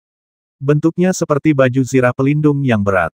Xiao Hong, yang terperangkap dalam es berusia 10.000 tahun, menatap kegelapan di depannya. Suara guntur dan hujan menghilang, dan sekelilingnya menjadi sunyi. Akhirnya, sedikit demi sedikit, ia perlahan menutup matanya dan pingsan sepenuhnya. Baju zirah es ini adalah langkah terakhir yang bisa diambil Xiao Hong. Mengenai apa yang akan terjadi selanjutnya, Xiao Hong tak bisa lagi mengkhawatirkannya. Ia hanya ingin tidur nyenyak dan tidak memikirkan apapun, meskipun ia tak akan pernah bangun lagi. Xiao Hong benar-benar terlalu lelah. Pada saat yang sama, melihat cumi-cumi raksasa di samping kapal, tentakel-tentakel raksasa yang tak terhitung jumlahnya telah melekat erat pada bola es raksasa berusia 10.000 tahun ini. Daya hisap yang luar biasa bahkan menyebabkan beberapa retakan terbentuk pada es berusia 10.000 tahun yang sangat keras itu. Mulut yang tersembunyi di tentakel juga memecahkan es berusia 10.000 tahun itu sedikit demi sedikit, menggigitnya sepotong demi sepotong, seolah-olah ia tidak terburu-buru, seperti memakan kacang kenari dengan sabar, mengupas kulitnya terlebih dahulu. Namun, tepat saat cumi-cumi raksasa itu berkonsentrasi menggerogoti es berusia 10.000 tahun itu, sebuah pusaran yang sangat besar tiba-tiba terbentuk di langit yang gelap, dan tampaknya memiliki daya hisap yang besar, menyedot air laut yang bergelombang ke langit yang gelap, membentuk serangkaian tornado laut. Petir yang amat dahsyat itu tampaknya berkumpul bersama pada saat ini. Sesaat kemudian, sebuah telapak tangan hitam besar tiba-tiba terbentuk di awan tebal, dengan kilatan listrik yang tak terhitung jumlahnya saling terkait di atasnya. Ledakan. Detik berikutnya, telapak tangan itu jatuh dari langit, menempel pada bola es raksasa berusia 1000 tahun yang membawa separuh tubuh cumi-cumi raksasa itu, dan menghantam laut dengan keras. Tiba-tiba, laut bergulung dan berdebur. Melihat ke bawah dari langit, Anda bahkan dapat melihat bahwa di bawah kekuatan tumbukan yang besar, air laut telah terdorong terpisah dan mencapai dasar laut, membentuk jejak telapak tangan yang sangat besar. Di mata orang-orang biasa, kapal besar itu, seperti raksasa, terbungkus es tebal yang telah ada selama ribuan tahun, melompat setinggi 100 meter di bawah dampak jejak telapak tangan, menyeret tentakel cumi-cumi raksasa, lalu menabrak laut dan perlahan mengapung. Adapun cumi-cumi raksasa, ia sudah mati. Pada saat yang sama, melihat ke atas laut, bayangan hitam itu berdiri di udara. Karena terhalang topeng, mustahil untuk melihat ekspresinya. Ia hanya mengangkat tangannya sedikit dan melambaikannya ke arah utara dengan santai. Tiba-tiba, gelombang besar menggulung bola es raksasa yang telah ada di sana selama 10.000 tahun dan menerjang langsung ke arah utara Provinsi Langit. Adapun bayangan hitam itu, menghilang lagi dalam sekejap mata. Pagi di Skyrim, Caspian County. Tempat ini terletak di sisi timur Provinsi Skyrim. Satu-satunya penghubungnya dengan dunia luar adalah Laut Risgan yang tak berujung di depannya. Sisa arahnya adalah seluruh wilayah Provinsi Skyrim, berbatasan dengan Wind Valley County di utara, Lipton County di selatan, dan Fallet City di barat. Pada dasarnya, dengan laut pedalaman Rigas, daerah Caspian merupakan daerah paling damai dan relatif aman di Provinsi Skyrim. Oleh karena itu, hanya ada sekitar 50.000 prajurit Lord Aeron di sini, jumlah yang sangat sedikit jika dibandingkan dengan daerah lain. Saat ini di pesisir, lebih dari 100 prajurit Lord Aeron berpatroli di tebing-tebing rendah pantai. Pola pertempuran atau senjata berpola di tangan mereka juga sangat indah. Ini juga kebiasaan yang diwariskan oleh penduduk Lord Aeron, yaitu mengejar produk-produk berkualitas. Namun, meskipun senjata di tangan mereka bagus, mereka semua kurus dan bermata cekung. Kapten Renki, lihat ke sana. Saat itu, seorang prajurit Lord Aeron yang kurus, mungkin baru berusia 17 atau 18 tahun, menghampiri seorang pria berusia 40-an dan menunjuk ke arah garis pantai. Pria bernama Renki melihat ke arah yang ditunjuk prajurit kecil itu dan melihat bola es merah yang sangat besar berada di pantai beberapa ratus meter jauhnya. Bola es itu dipenuhi retakan yang tak terhitung jumlahnya. Beberapa sudah terlepas. Tentakel cumi-cumi raksasa masih menempel di beberapa bagiannya, membuatnya tampak pangkemping dan pecah. Benda apa itu? Renki tak kuasa menahan diri untuk bergumam. Di saat yang sama, sekitar 100 prajurit lainnya juga mulai waspada. Bangkai makhluk roh yang terdampar di pantai ini biasa saja, tetapi yang ini terlihat sedikit aneh. Setelah merenung sejenak, Renki memimpin puluhan prajurit, dengan hati-hati memegang senjata berpola atau pola pertempuran, dan mendekat sedikit demi sedikit. Sesampainya di depan bola es yang menyerupai bukit, para prajurit Lord Daeron mendongak, mata mereka dipenuhi rasa heran. Musim panas baru saja berakhir, dan Laut Risgan bukanlah lautan yang dingin. Kemunculan bongkahan es seperti itu sungguh terlalu tiba-tiba. Kapten, sepertinya ada sesuatu di dalam balok es ini, kata prajurit Lord Daeron lainnya, sambil menunjuk keretakan besar yang menembus es. Melihat melalui celah itu, samar-samar Anda dapat melihat siluet sebuah kapal besar.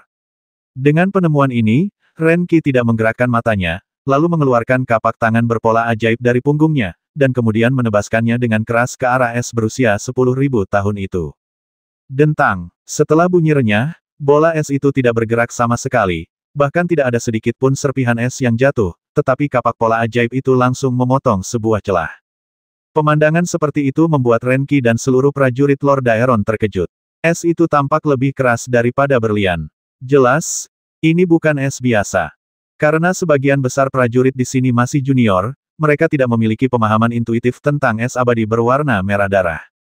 Sekalipun mereka pernah mendengarnya, mereka tidak memikirkannya untuk sementara waktu. Di sisi lain, Renki menatap kapak pola ajaib dengan tangan kosong, dan merasa patah hati. Lantai 8 membutuhkan perbaikan besar. Pergi dan beritahu hakim daerah untuk datang dan memeriksanya. Renki melirik prajurit di sampingnya dan memberi perintah. Para prajurit mengangguk, lalu Serif Formasi mengeluarkan permintaan panggilan. Serif Caspian County juga merupakan anggota ksatria pemakaman, bernama Kimo. Namun, usianya sudah hampir senja. Jika Flo tidak ditangkap, ia pasti sudah bergabung dengan Dewan Tetua untuk melakukan pekerjaan yang lebih mudah. Namun, setelah Flo ditangkap, tidak ada lagi kandidat yang cocok untuk gubernur daerah. Mempromosikan pendatang baru menyamakannya dengan anggota ksatria pemakaman yang cakap ini tidak masuk akal. Meskipun rakyat Lord Daeron tidak peduli dengan senioritas, namun jika perbedaan senioritasnya terlalu besar, bahkan jika para jenderal yang cakap dari ksatria pemakaman tidak peduli, gubernur daerah tingkat ke-8 yang berkualifikasi rendah tidak akan mampu menahannya. Setengah menit setelah pesan terkirim, seorang lelaki tua berjanggut putih muncul di tebing pendek.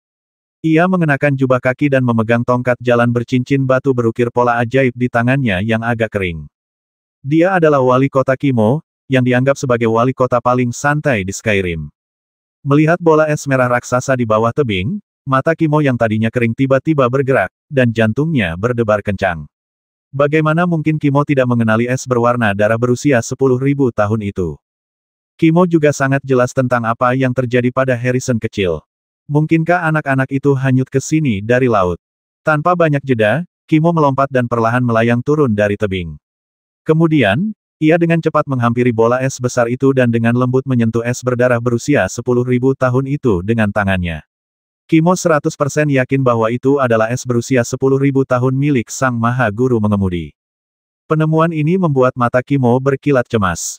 Lalu, tanpa henti, seberkas cahaya redup tiba-tiba menyambar telapak tangannya dan menembus bola es melalui celah-celahnya. Klik, lebih dari 10 detik kemudian, suara retakan es terdengar, dan bola es besar itu langsung pecah menjadi dua bagian. Pada saat yang sama, Renki memimpin pasukan Lord Daeron dan masuk. Setelah melewati es tebal dan memasuki kapal besar, hal pertama yang menarik perhatian Renki adalah Xiao Hong yang terbaring di dengan tangan di atasnya. Jubah perangnya telah pangkemping dan berkeping-keping, dan seluruh tubuhnya dipenuhi bekas luka. Tak berlebihan jika dikatakan bahwa melihat pemandangan seperti itu, sudut mulut Renki sedikit berkedut. Ini, sungguh menyedihkan. Berjalan cepat ke depan, Renki memeriksa napas Xiao Hong dan menyentuh arteri di lehernya. Arteri itu masih berdetak, tetapi sangat lemah. Dia masih hidup, bisik Renki, matanya tak sengaja melihat liontin ksatria kerajaan yang tersingkap dari pakaian Xiao Hong yang pang camping. Renki tidak memiliki pemahaman intuitif tentang es abadi berwarna merah darah, tetapi ia sangat familiar dengan liontin Royal Knight. Di Provinsi Skyrim, motif liontin Royal Knight dapat dilihat di mana-mana. Apakah ini benar atau salah, gumam Renki, dan tanpa sadar menyentuh liontin Royal Knight dengan tangannya. Hampir seketika tangan Renki menyentuh liontin ksatria kerajaan, ia merasakan liontin ksatria kerajaan memancarkan suhu yang sangat tinggi, yang membuat Renki menjerit. Ketika ia melihat ujung jarinya, ia melihat bekas luka bakar. Pemandangan seperti itu membuat Renki merasakan sesuatu. Benda ini kemungkinan besar nyata, sakral, dan tak tergoyahkan. Benda ini juga seolah mewakili sesuatu. Bawa orang ini keluar dengan hati-hati dan beritahu apoteker kita untuk bersiap. Renki memberi perintah tanpa henti, lalu memimpin sisa prajurit Lord Daeron ke dalam lambung kapal. Anda tidak akan tahu hasilnya sampai Anda melihatnya sendiri.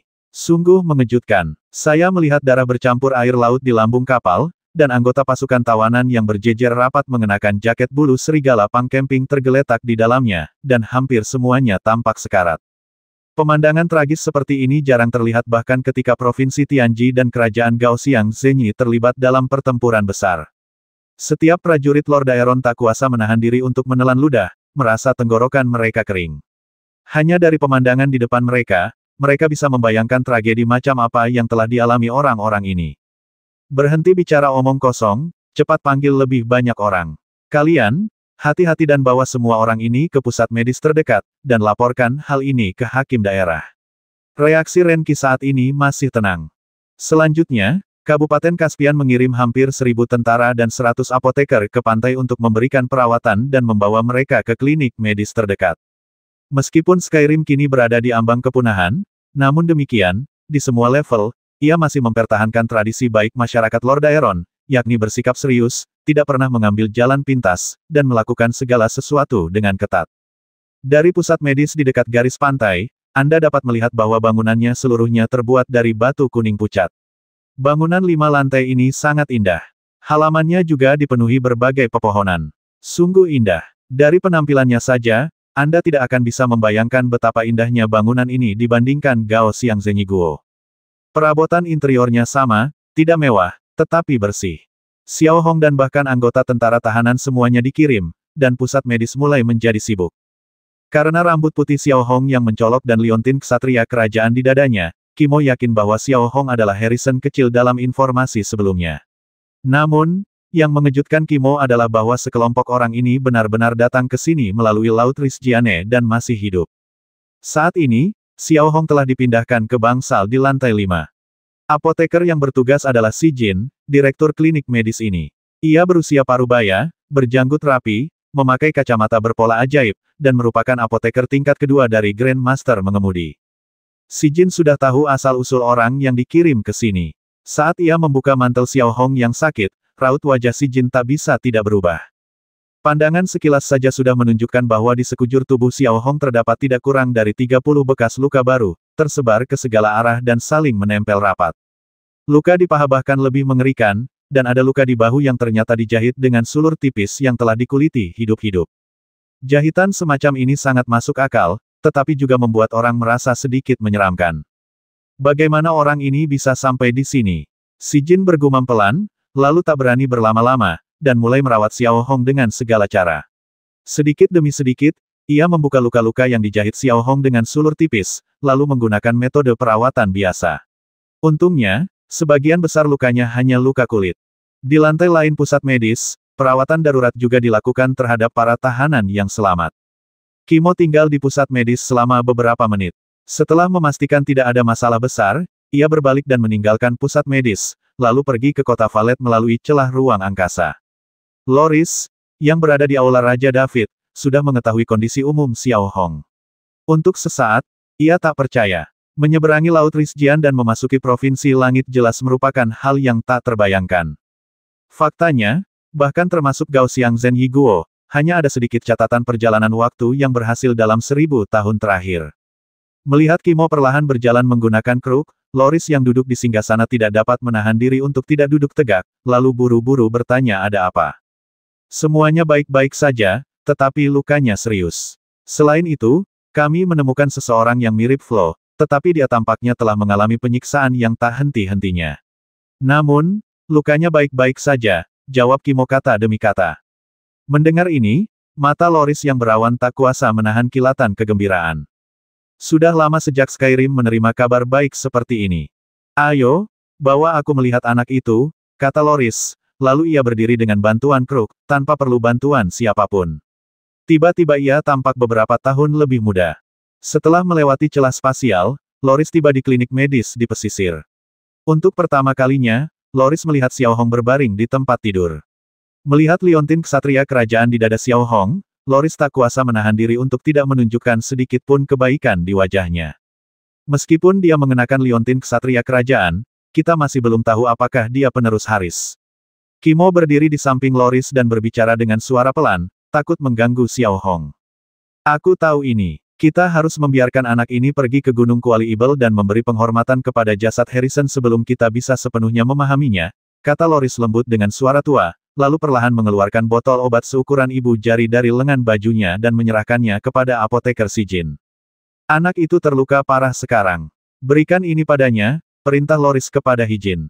Melihat Loris menyerahkan botol obat biru muda, raut wajah Shijin berubah. Lagi pula, ia adalah anggota penting wilayah Kaspia, jadi ia tentu tahu isi botol obat biru muda milik Loris. Loris telah menyimpan pil jiwa ungu selama ribuan tahun. Khasiat pil jiwa ungu ini adalah dapat meningkatkan fungsi tubuh secara signifikan. Pil ini juga dapat langsung meningkatkan daya dorong tubuh secara signifikan. Pil ini sungguh berharga, terbukti dari fakta bahwa Loris telah menyimpannya selama ribuan tahun dan tidak pernah mau menggunakannya. Hampir semua bahan di dalamnya sulit didapat, dan mengumpulkan semuanya bahkan lebih sulit lagi. Yang mulia, luka anak itu tidak separah yang Anda kira. Diperkirakan ia akan pulih sepenuhnya setelah 10 hari hingga setengah bulan masa pemulihan. Anda, Higin sedikit ragu, menatap botol obat biru muda itu.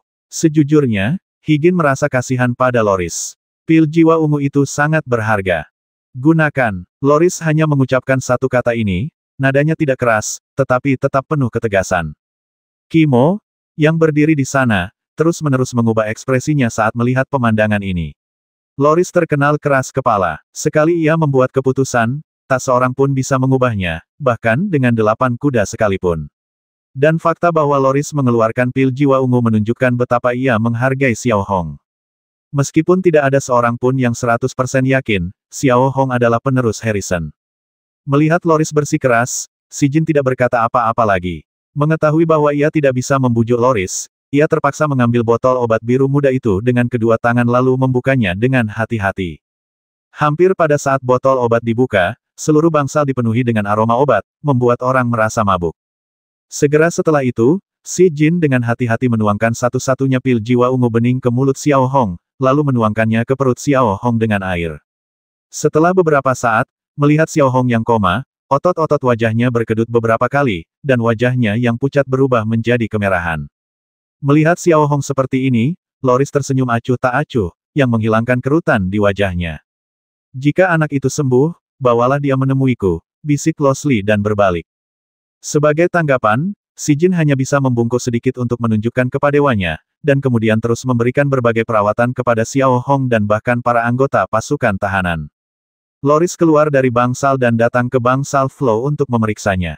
Ia 100% yakin itu Flo. Sendewa emosi terpancar di wajahnya.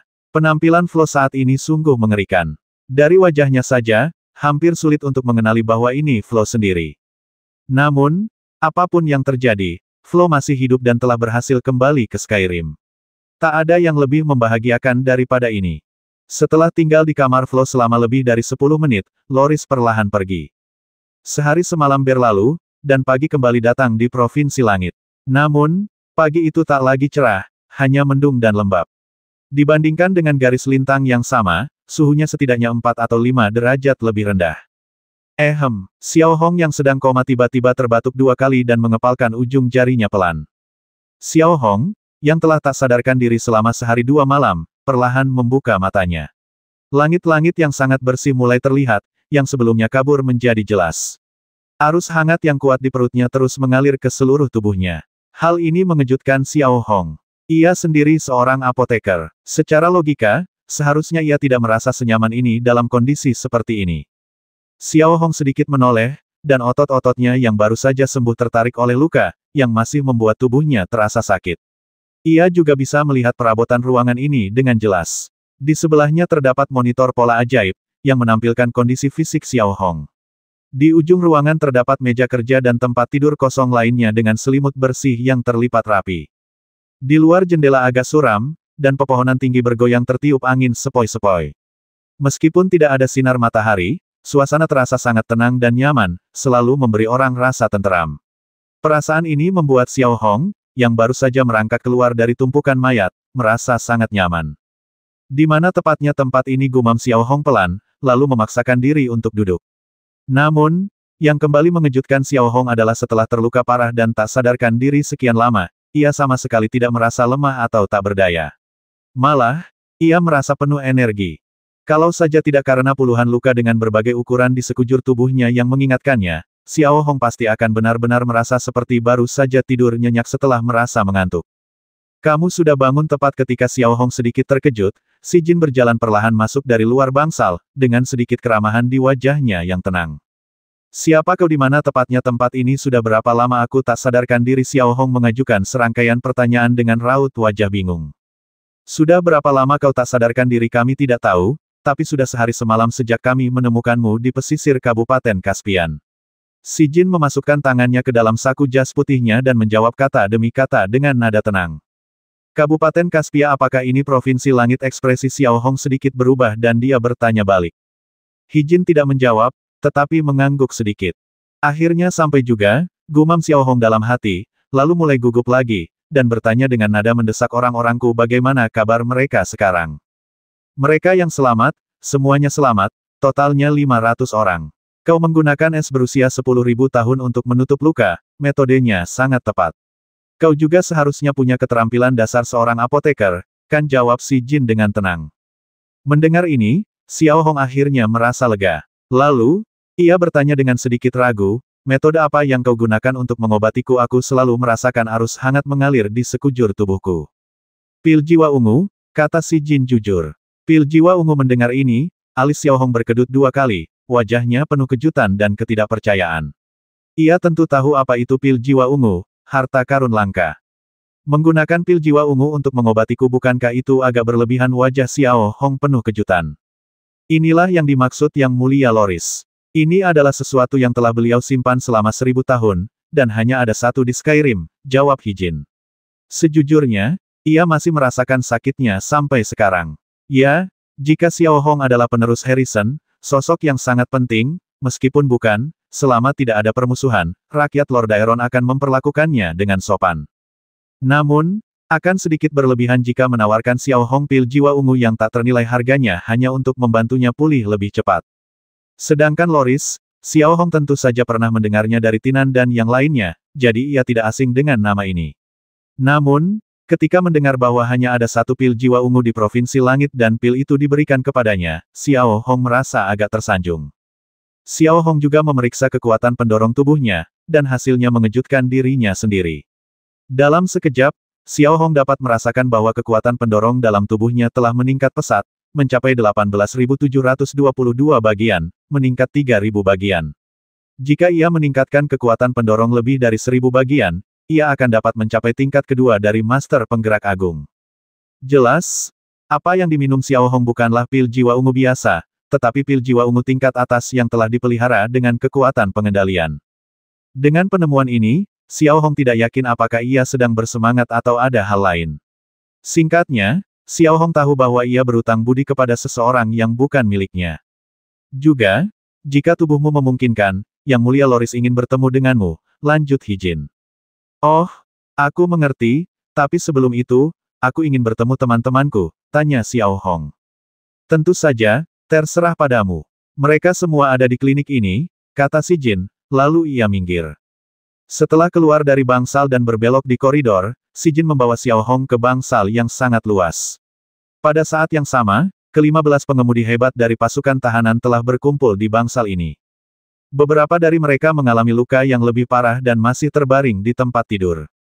Beberapa lainnya mengalami luka yang tidak terlalu parah dan telah pulih hampir sepenuhnya setelah sehari semalam beradaptasi. Namun, kondisi fisik mereka tidak terlihat baik. Setelah pertarungan yang tak terhitung jumlahnya, berbagai peristiwa tragis, dan pembantaian berdarah, mereka sebenarnya agak bingung harus berbuat apa dengan ketenangan seperti itu. Mereka bahkan lebih mengkhawatirkan Xiao Hong, meskipun perawat hanya mengatakan bahwa Xiao Hong baik-baik saja. Namun, bagi pasukan tawanan saat ini, mereka hanya mempercayai Xiao Hong. Hal ini tampaknya telah menjadi naluri mereka, dan mereka pun waspada di mana-mana. Bahkan bagi Tinan, Scarface, dan Yelin, ini adalah provinsi Tianji, rumah mereka, tetapi jika mereka tidak melihat Xiao Hong selama sehari, mereka tidak akan dapat menemukan rasa memiliki. Sebelumnya mereka sangat ingin pulang, tetapi saat ini mereka lebih berharap lagi agar Xiao Hong selamat. Tepat ketika 15 guru pengemudi hebat mengerutkan kening dan tetap diam di bangsal, sosok Xiao Hong muncul di pintu sedikit demi sedikit. Bos! Melihat Xiao Hong muncul di pintu dengan jubah perang yang pang camping, Tinan, Wosi dan yang lainnya mengangkat kepala mereka, dan mata mereka yang kusam tiba-tiba bersinar dengan cahaya, dan kemudian cahaya ini secara bertahap mulai menjadi lembab. Melihat ke-15 pembalap hebat itu masih hidup, Xiao Hong tidak berkata apa-apa. Sudut mulutnya sedikit berkedut, lalu ia membuka lengannya sedikit dan melangkah masuk. Detik berikutnya, Xiao Hong memeluk ke-15 anggota pasukan tawanan dengan erat. Meskipun mereka berusaha sekuat tenaga untuk menahan diri, air mata mengalir di mata masing-masing anggota pasukan tawanan yang tegap dan berwajah kasar itu. Saat bertarung dengan panik, aku tak merasakan apa-apa, tapi saat memasuki provinsi Skyrim, aku merasakan kedamaian sesaat. Rasa sakit akibat pertarungan dan kesulitan yang kuhadapi muncul di benakku. Xiao Hong merasakan hal yang sama. Emosi, perasaan, dan kerapuhan setelah keganasan itu, semuanya membanjiri pikirannya. Jangan bersedih, kami masih hidup. Kami telah tiba di Provinsi Langit, rumah di hati kami, kata Xiao Hong lembut kepada semua orang. Semua orang mengangguk serempak, tetapi tak kuasa menahan diri untuk menghapus air mata dari sudut mata mereka. Sesulit apapun, mereka tak meneteskan air mata sedikit pun, tetapi saat ini, mereka tampak tak mampu menahan diri. Meski aku tidak menangis, aku merasakan banyak hal di hatiku. Berdiri di pintu, Si Jin melihat sekitar selusin pria kekar dalam kondisi seperti itu, dan raut wajahnya dipenuhi haru. Ia belum pernah merasakan betapa kuatnya para tahanan itu, tetapi mereka mampu mengatasi berbagai rintangan dan datang ke sini, terutama berkat persahabatan ini. Butuh lebih dari 10 menit sebelum para anggota pasukan tahanan di bangsal berangsur-angsur tenang. Kemudian Xiao Hong membawa pengemudi utama yang hampir pulih keluar dari bangsal dan mulai mengunjungi para anggota pasukan tahanan di setiap bangsal. Masih ada tepat 500 orang yang selamat. Tidak ada yang tewas di laut pedalaman Rigas. Ini bisa dibilang sebuah keajaiban. Saat ini, hampir setiap kali Xiao Hong memasuki bangsal, ia dipenuhi haru dan air mata di matanya. Penderitaan yang telah ia lalui selama ini hanya dapat dipahami oleh mereka yang terlibat. Namun, saat ini, mereka telah berjuang dari belahan bumi selatan ke belahan bumi utara, dari kamp konsentrasi Sinyi, tempat yang mengerikan itu, ke Provinsi Langit, dan kembali ke rumah masing-masing. Lantai 5 dan 4 sebagian besar diisi oleh tentara yang terluka dan tidak cacat. Dari lantai 3 ke bawah, mereka pada dasarnya adalah anggota tentara tawanan yang kehilangan anggota tubuh. Berbeda dengan anggota tentara tawanan lainnya, para anggota tentara tawanan ini mengungkapkan perasaan mereka, tetapi ada pula sedikit kehilangan dan keputusasaan di mata mereka. Melihat Xiao Hong datang bersama 7 pengemudi hebat, para prajurit yang terluka dan cacat ini tidak dapat menahan tangis, dan kekuatan yang mereka tunjukkan selama perjalanan pun hilang sepenuhnya. Sekarang setelah mereka tiba di daerah aman untuk sementara, mereka tak dapat menahan diri untuk mulai memikirkan masa depan mereka.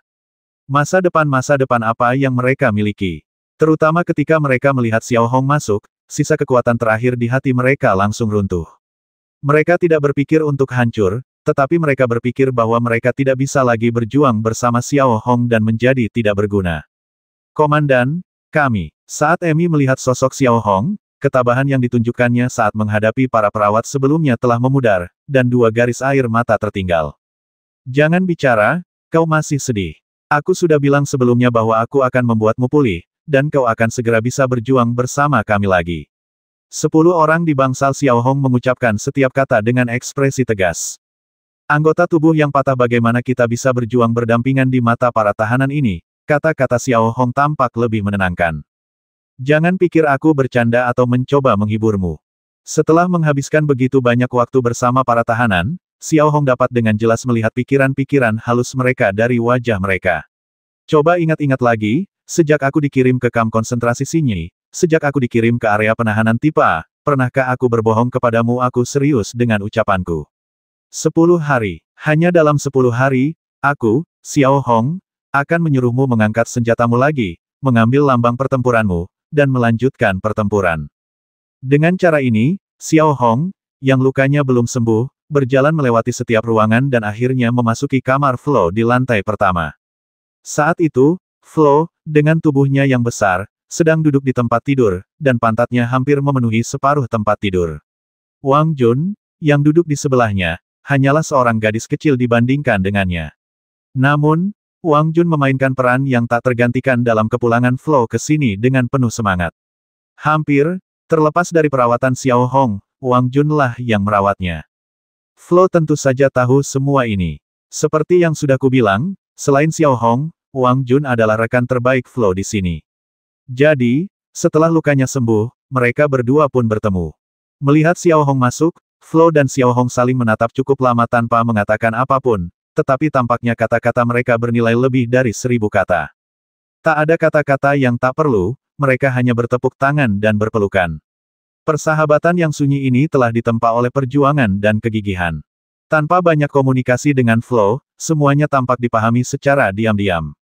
Tunggu sebentar, Loris ingin bertemu denganku. Xiao Hong berdiri di depan Flo dan berbisik. Di sini, semuanya terasa asing bagi Xiao Hong, kecuali sedikit rasa familiar, keakraban yang sangat aneh. Tidak apa-apa, Loris pria yang baik, hanya saja agak keras kepala. Flo menjawab, tapi perutnya keroncongan. Ini tidak mengejutkan. Flo telah koma sejak ia keluar dari wilayah Kaukasus. Selain pil nutrisi, ia hampir tidak makan apapun. Hal yang sama berlaku untuk Xiao Hong. Dengan suara gemericik itu, rasa lapar tiba-tiba datang. Setelah itu, tanpa berkata apa-apa lagi, Flo memimpin semua orang keluar dari bangsal. Karena Flo berasal dari Lord Daeron dan telah tinggal di sini selama lebih dari 1000 tahun, tentu saja ia sangat akrab dengan tempat ini, terutama karena Flo sebelumnya pernah menjadi wali kota Caspian County. Memasuki kafetaria klinik medis, saya mendapati bahwa kafetarianya berkali-kali lipat lebih bersih daripada kafetaria Gao Xiang Zhenjiguo. Melihat Flo berjalan di belakang Xiao Hong, kedua staf kafetaria yang cantik itu memasang ekspresi rumit. Namun, mereka tetap menghampiri Flo dan berkata dengan hormat, "Wali kota Flo." Flo tidak berkata apa-apa, memberi kesan bahwa ia agak ceroboh. Ia menepuk bahu Xiao Hong dengan tangannya yang besar dan berkata, "Nah, dialah bosnya. Kita agak lapar, bisakah kalian berdua menyiapkan makanan, sesuatu yang mengenyangkan?" Mendengar ini, kedua wanita muda itu tidak banyak bicara. Mereka mengangguk hormat kepada Xiao Hong dan pergi ke dapur untuk menyiapkan. Xiao Hong, Flo dan beberapa pengemudi utama duduk mengelilingi meja kayu besar. Pada saat ini, Xiao Hong, yang sedang duduk di kursi utama, juga dapat melihat melalui pintu yang setengah terbuka bahwa kedua wanita dari Lord Daeron melirik Xiao Hong dan yang lainnya, lalu mengeluarkan karung beras yang layu, dengan hati-hati menuangkan sedikit beras, dan kemudian mulai menyiapkan. Dibandingkan saat mereka berada di wilayah Kaukasus, Xiao Hong dapat melihat bahwa kedua wanita ini lebih berhati-hati terhadap makanan. Terlebih lagi, saat mereka berjalan, Xiao Hong dapat dengan jelas mengamati bahwa setiap orang Lord Daeron di sepanjang jalan sangat kurus. Tak lama kemudian, hidangan yang disebut mewah itu muncul sedikit demi sedikit, tetapi sebagian besar berupa acar, ikan kering, dan acar. Sedangkan nasinya, mungkin hanya seukuran sebutir millet. Tidak tercium aroma beras sama sekali saat saya menciumnya. Begitu saya gigit, nasinya tidak mengembang sama sekali, malah lengket di gigi. Namun, ini sudah merupakan nasi terbaik di Skyrim. Mungkin beras ini tidak terlalu bagus, tapi kita tidak bisa berbuat apa-apa. Sudah ribuan tahun tidak ada sinar matahari di sini, dan sungguh ajaib beras masih bisa tumbuh di sini. Malahan, karena hasil panen yang semakin menurun, penduduk Lord Daeron hanya bisa makan sekali sehari. Semua orang sudah mencoba memperbaiki varietas beras, tapi hasilnya belum ideal, bisik Flo kepada Xiao Hong. Setelah mendengar apa yang dikatakan Flo, Tuan Wo dan yang lainnya tiba-tiba merasa nasi di mulut mereka sulit ditelan. Bukan karena makanannya buruk, Tetapi mereka tahu betul betapa sulitnya mendapatkan makanan di depan mereka, terutama dua wanita Lord Aeron di pintu yang menatap mereka dengan penuh harap saat mereka makan. Provinsi Skyrim sudah benar-benar berjuang untuk memenuhi kebu dewa hidup. Xiao Hong tidak menjawab dan terus makan sesuap demi sesuap. Ia hanya tahu apa yang sedang terjadi dan punya solusi di benaknya. Namun, meskipun ekspresi Xiao Hong tetap tidak berubah, ia begitu lapar sehingga ia hanya makan semangkuk kecil nasi dan tidak meminta lagi. Yang lain pun melakukan hal yang sama, bahkan menjilati sisa nasi di mangkuk hingga bersih. Aku sudah kenyang, ayo kita temui Loris sekarang, kata Xiao Hong perlahan berdiri dan berkata pada Flo. Flo menatap mangkuk bersih di tangan Xiao Hong dan tentu saja memahami isi hati Xiao Hong. Namun, ia hanya bisa menghela napas pasrah. Provinsi Langit berbeda dengan kerajaan Gao Xiangzenyi. Semua orang, baik satria pemakaman maupun rakyat, diperlakukan sama. Mereka kelaparan bersama dan makan bersama. Ini juga tradisi rakyat Lord Aeron. Tidak seorang pun akan memiliki hak istimewa di atas rakyat. Ia juga tidak akan membiarkan orang kaya dan berkuasa makan sepuasnya sementara rakyat biasa harus mengencangkan ikat pinggang. Ini juga bagian dari wasiat Harrison, dan tak seorang pun bisa mengubahnya. Bahkan saat ini, Skyrim sudah dalam bahaya. Bagaimana para prajurit bisa bertarung jika mereka tidak punya cukup makanan? Flo tidak memaksa Xiao Hong untuk makan lebih banyak. Setelah mengirim pesan kepada Loris melalui pola sihir komunikasi, ia membawa Xiao Hong keluar. Sekarang, ceritakan tentang situasi terkini di Provinsi Skyrim. Jangan bicara soal makanan, aku mengerti hal-hal seperti ini, tapi mari kita bicara soal kekuatan. Ketika Xiao Hong tiba di halaman, ia berhenti dan bertanya pada Flo. Masih ada 700.000 pasukan permanen dan populasi 20 juta. Tingkat daya dorong para prajurit masih sangat baik, tetapi pasokannya mulai terbatas. Dulu, ketika pasokan melimpah dan kekuatan fisik kuat, para prajurit bisa memasuki gua binatang roh dan mengumpulkan material, tetapi sekarang. Flo tidak melanjutkan bicaranya. Xiao Hong pasti mengerti bahwa jika tidak ada solusi praktis, Provinsi Langit hanya akan terjebak dalam lingkaran setan seperti itu dan akhirnya musnah. Xiao Hong mengangguk sedikit, lalu melanjutkan, aspek lainnya, seperti seberapa banyak teknologi dan budaya kekaisaran Lord Aeron yang diwarisi di sini. Loris tidak menjelaskan hal ini ketika mengunjungi saya, tetapi sebelum saya ditangkap, semuanya baik-baik saja. Hampir 80% teknologi dan budaya yang diwariskan terpelihara. Namun, memiliki teknologi tetapi tidak memiliki material sama saja dengan juru masak yang baik tanpa nasi, jawab Flo. Dengan cara ini, Xiao Hong dan Flo mengobrol selama sekitar 5 menit. Pada dasarnya, Xiao Hong sudah memberikan gambaran umum tentang Provinsi Skyrim. Alasan utamanya tetaplah masalah makanan. Setelah itu, Xiao Hong tidak berkata apa-apa lagi, dan melambaikan tangan kecil ke arah Flo. Sesaat kemudian, Flo membuka celah ruang. Xiao Hong, Flo, Wang Jun, dan 7 pengemudi hebat melewati celah angkasa. Saat itu, yang muncul di hadapan Xiao Hong adalah kota Valet yang megah. Gaya arsitekturnya mirip dengan kota kuning tua milik Tetua Agung, tetapi jauh lebih megah. Bangunan-bangunan berwarna kuning pucat ini memiliki sangat sedikit tepi dan sudut. Bangunan-bangunan silindernya menjulang tinggi hingga ke awan.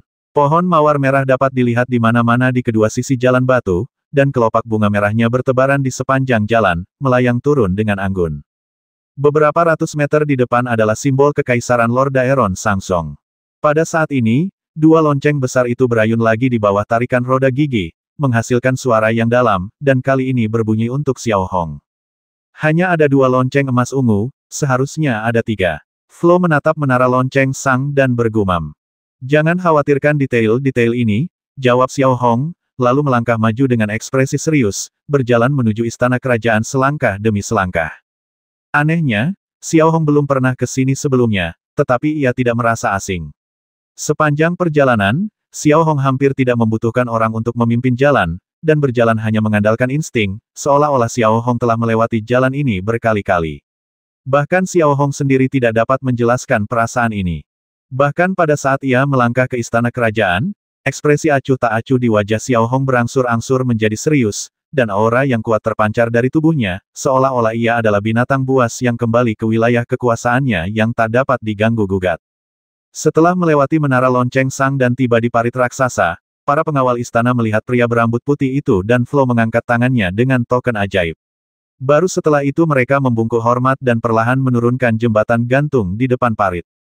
Setelah berjalan lebih dari 10 menit, Xiao Hong akhirnya tiba di pintu Aula Raja David. Ia berhenti sejenak dan memandangi Aula Raja David yang megah. Xiao Hong menarik napas dalam-dalam dan akhirnya melangkah masuk. Mendorong pintu besar nan indah itu, Xiao Hong mendapati dirinya berada di sebuah aula yang luar biasa megah. Keakraban dan beban itu kembali menerpanya. Pada saat yang sama, para anggota ksatria pemakaman berdiri di kedua sisi, dengan ekspresi yang sangat beragam. Ada yang bersemangat, ada yang acuh tak acuh, dan ada pula yang masih menunjukkan ekspresi sedih. Tidak seperti yang dibayangkan sebelumnya, bahwa para ksatria pemakaman akan sangat hormat kepada Xiao Hong, atau merasa menjadi pusat perhatian. Hal ini tidak mengejutkan. Apakah Xiao Hong adalah penerus Harrison masih belum diketahui. Mungkin semuanya hanya kebetulan. Terlebih lagi, di mata orang-orang ini, Xiao Hong, yang berusia 20-an, tidak lebih dari seorang anak kecil. Hanya Loris, yang duduk di singgasana, yang melihat Xiao Hong berjalan ke arahnya dengan mantap, selangkah demi selangkah, dengan harapan bersinar di matanya. Ia berdiri sedikit, matanya menunjukkan kebaikan, kelembutan, dan kepedulian. Setelah melirik sekilas para anggota ksatria pemakaman di sampingnya, mulut Xiao Hong sedikit berkedut, dan ekspresinya menjadi sangat serius. Kemudian ia mengangkat kepalanya dan melirik Loris. Akhirnya, ia tampak sangat tenang, setengah berlutut di hadapan Loris, dan berkata dengan lembut, "Salam, Yang Mulia Raja Loris." Sebenarnya, Xiao Hong tidak suka tindakan setengah berlutut itu. Itu selalu membuatnya merasa tunduk, tetapi ia tidak bisa berbuat apa-apa. Ketika memikirkan pil jiwa ungu, Xiao Hong merasa berutang budi besar pada Loris. Di sisi lain, anggota ksatria pemakaman lainnya di samping mereka mulai membicarakan Xiao Hong, yang mengenakan pakaian pang camping. Tidak ada rasa hormat di mata mereka, dan tentu saja tidak ada rasa hina. Itu hanya obrolan biasa.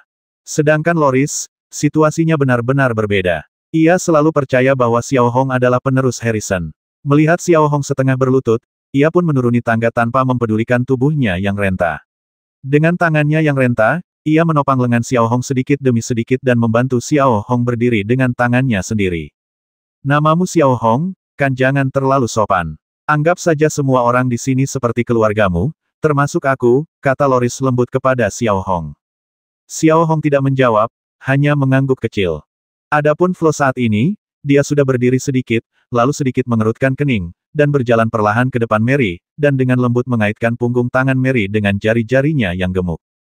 Mary kembali menatap Flo, lalu meliriknya dengan sedikit kekhawatiran, dan raut kelembutan terpancar di wajahnya. Namun, sesaat kemudian, ia memalingkan muka dan memasang ekspresi dingin. Serangkaian tindakan ini persis sama dengan yang dilakukan Charlotte. Wang Jun, yang berdiri sedikit, terkejut dengan pemandangan itu. Dilihat dari gestur kecil Flo dan Mei, kemungkinan besar mereka adalah sepasang kekasih, bukan pasangan yang sudah lama menikah. Namun, Wang Jun tidak dapat membayangkan bagaimana pria ceroboh seperti Flo bisa memiliki istri yang begitu lembut. Rasanya tidak masuk akal, meskipun ia dan Flo adalah sahabat karib. Sekarang, saatnya kita lihat apakah kau penerus Harrison atau bukan. Tes, yang bertubuh pendek, menatap Xiao Hong tanpa ekspresi dan berkata dengan nada serius. Xiao Hong melirik Tes, yang tampak seperti kurcaci, tanpa banyak perubahan pada ekspresinya. Ia mengeluarkan ranselnya dari celah di ruangnya, lalu mengeluarkan tulang yang telah berubah menjadi merah darah. Di tangan Xiao Hong, tulang itu memancarkan cahaya yang menyilaukan. Desir, hampir ketika Xiao Hong memegang tulang keturunan di tangannya, diskusi yang awalnya riuh di aula tiba-tiba menjadi tenang, dan semua mata terfokus pada tangan kanan Xiao Hong, pada tulang keturunan yang berkilauan.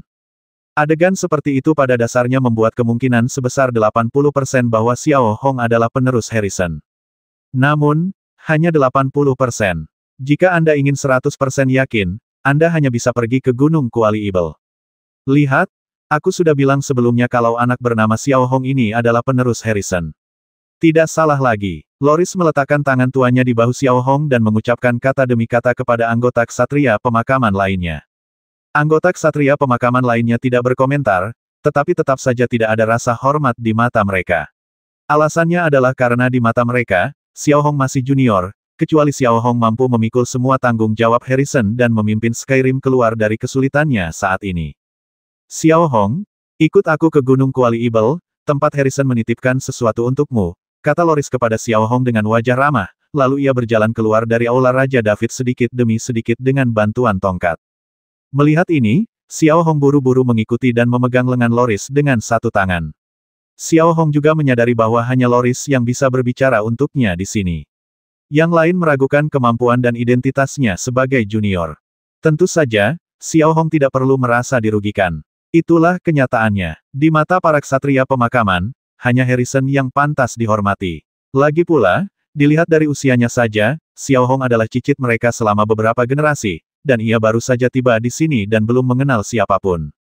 Bagi para anggota tentara tahanan, terutama orang-orang seperti Tinan dan Scarface, di mata mereka, para anggota ksatria pemakaman dulunya dianggap superior, suci, dan tak tergoyahkan. Namun, saat ini, mereka benar-benar kehilangan rasa itu. Di mata mereka, hanya ada satu bos, yaitu Xiao Hong. Faktanya, mentalitas tentara tahanan sangat mirip dengan ksatria pemakaman, kecuali yang satu adalah Xiao Hong dan yang lainnya adalah Harrison. Gunung Demon Cauldron terletak tepat di utara Valet City, hanya beberapa kilometer jauhnya dari Valet City. Bahkan dari jalanan kota Valet, Anda dapat melihat puncak Gunung Kuali Ibel dan cahaya merah redup yang memancar dari puncaknya. Gunung ini juga merupakan area inti Provinsi Langit. Setelah melewati celah angkasa dan tiba di pinggiran kota Valet, semua orang berjalan kaki menyusuri jalan menuju Gunung Kuali Ibel. Ini juga sebagai bentuk penghormatan kepada Harrison, alih-alih membuka celah angkasa langsung ke puncak Gunung Kuali Ibel. Setelah berjalan selama setengah jam, kelompok itu muncul di area Gunung Kuali Ibel. Berdiri di puncak gunung rendah dan melihat ke depan, meskipun saat itu baru akhir musim panas, sesungguhnya ada dunia es biru tua di depan kami. Melihat sekeliling, area dengan radius 1 km, yang berpusat di Gunung Kuali Ibel setinggi hampir 1000 meter, seluruhnya tertutup es biru tua.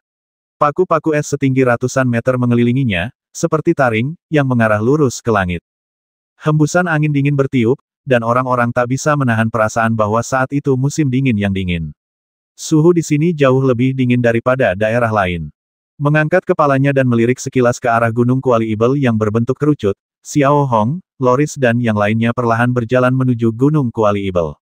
Setelah melintasi hamparan es yang luas, Loris mengajak Xiao Hong dan melangkahkan kaki di jalan pegunungan yang berkelok-kelok menuju puncak gunung. Seluruh jalan pegunungan yang berkelok-kelok itu terdiri dari anak tangga yang semuanya tertutup es. Lebarnya sekitar 5 atau 6 meter, dan terdapat potongan-potongan es hijau yang memadat di tepinya. Ada sebuah tempat di balik Gunung Kuali ajaib. Namanya Tanah Pemakaman Jiwa.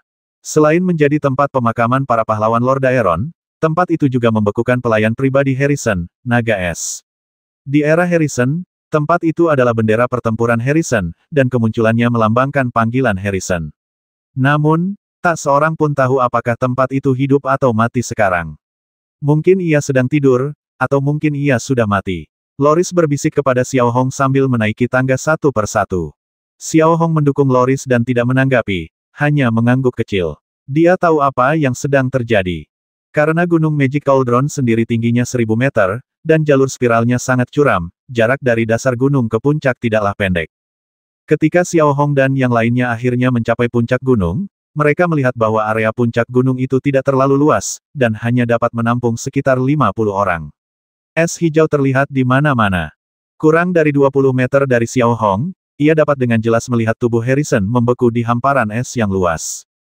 Di tangannya, ia menghunus pedang berat yang luar biasa megah namun usang, bilahnya diukir dengan deretan pola magis. Memancarkan cahaya biru redup, bilahnya memiliki takik demi takik, masing-masing merupakan bukti pertempuran brutal. Ia tampak seperti lelaki tua yang telah menua, seorang pejuang yang telah melalui pertempuran yang tak terhitung jumlahnya. Takik-takik itu, beserta goresan yang tak terhitung jumlahnya pada bilahnya, menyerupai bekas luka.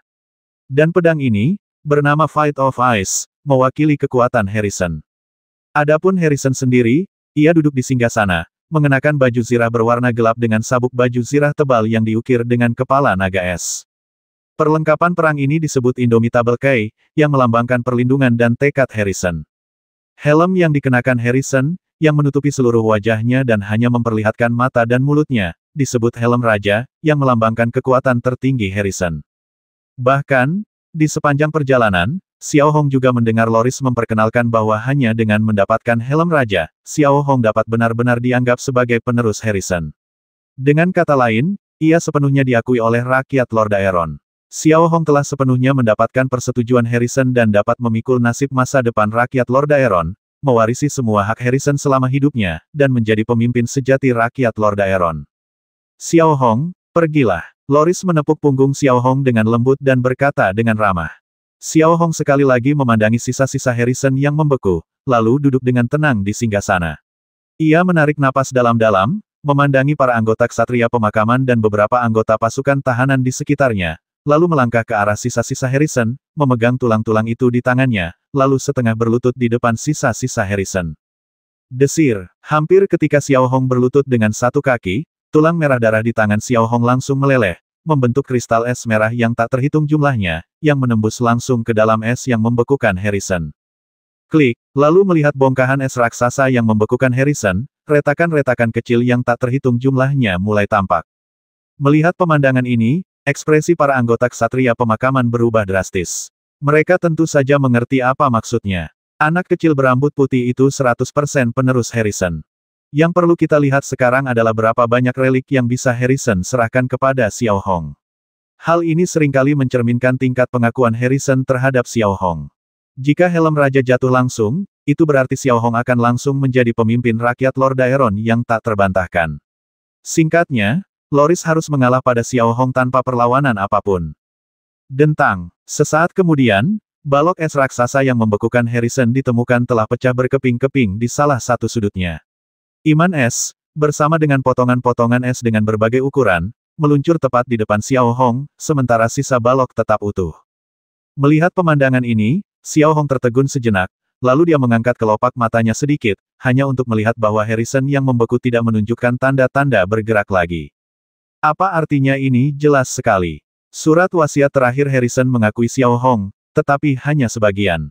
Jika tulang itu adalah kertas ujian, Xiao Hong hanya mendapat nilai 60, nyaris tidak lulus. Harrison tidak menyerahkan kekuasaan apapun dari Kekaisaran Lord Aeron kepada Xiao Hong, terutama helm raja, yang melambangkan otoritas tertinggi. Apa sebenarnya yang sedang kamu coba lakukan? Xiao Hong menatap Harrison dan menyipitkan matanya sedikit, berpikir dalam hatinya, tetapi dia tidak terlalu banyak menunjukkan pikirannya di wajahnya. Kemudian, Xiao Hong mengambil keyakinan es sedikit demi sedikit. Dalam sekejap, Xiao Hong tiba-tiba merasakan firasat aneh. Ia merasa seolah-olah sebuah pikiran telah memasuki tubuh Xiao Hong, seolah-olah menyampaikan suatu emosi kepada Xiao Hong. Pedang itu sedikit terangkat, terasa agak berat.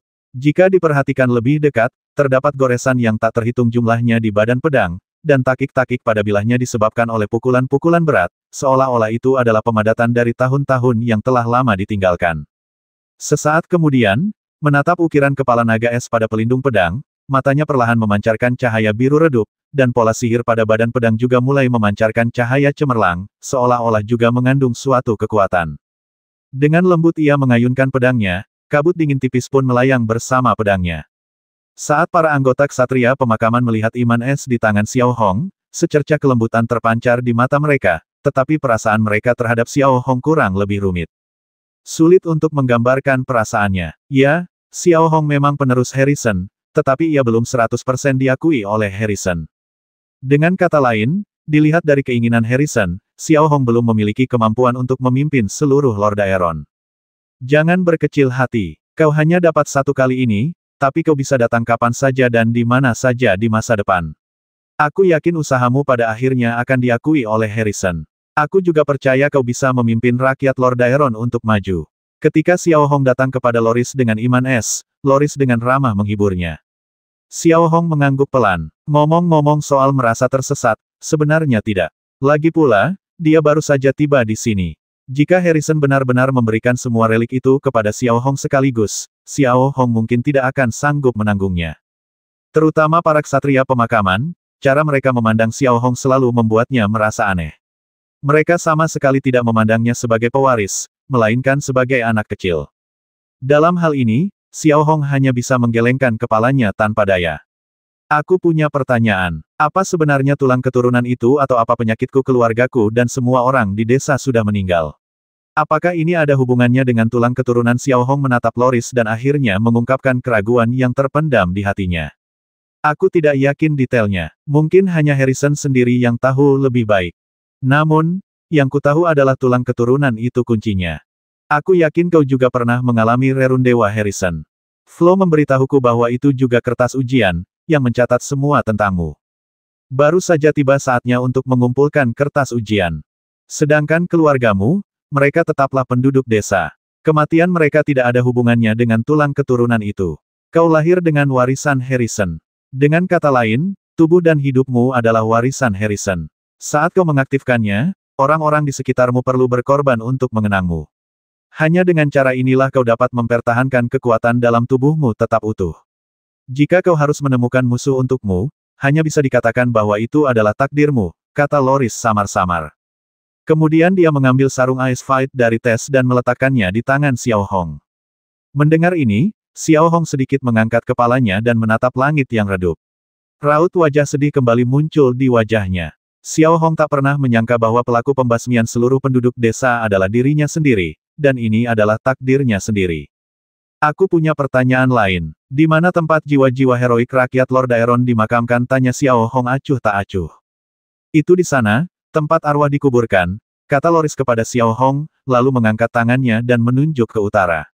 Ia melihat bahwa di sebelah utara Gunung Kuali Ajaib terdapat hamparan es yang luas. Di sisi timur hamparan es terdapat pegunungan rendah.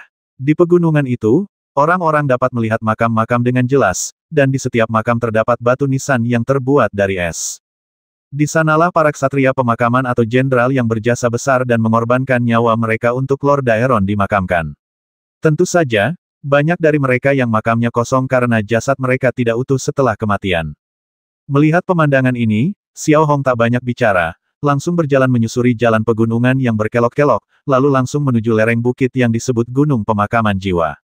Melihat Xiao Hong seperti ini, yang lain agak bingung, tetapi mereka tidak menghentikannya. Malah, mereka langsung mengikuti Xiao Hong. Setelah berjalan entah berapa lama, mereka akhirnya tiba di kaki Gunung Pemakaman Jiwa. Xiao Hong menoleh sedikit dan bertanya kepada Loris dengan ekspresi agak tenang, bisakah kau memberiku tempat di sini? Ini, baik-baik saja. Loris ragu sejenak dan akhirnya menjawab seperti ini. Tidak ada yang salah dengan ini. Lagi pula, tempat ini bisa dianggap sebagai tempat suci bagi penduduk Lord Aeron. Terima kasih. Xiao Hong membungkuk pada Loris, dan sesaat kemudian, ia mengeluarkan dua benda langsung dari celah ruang, abu tetua, dan pot pinus hijau. Melihat kedua benda ini muncul di tangan Xiao Hong, Loris dan bahkan seluruh anggota ksatria pemakaman tercengang. Sebelumnya, mereka bertanya-tanya untuk apa Xiao Hong menginginkan sebidang tanah seperti itu. Apakah ia meninggalkannya untuk dirinya sendiri? Kini tampaknya mereka akhirnya mengerti.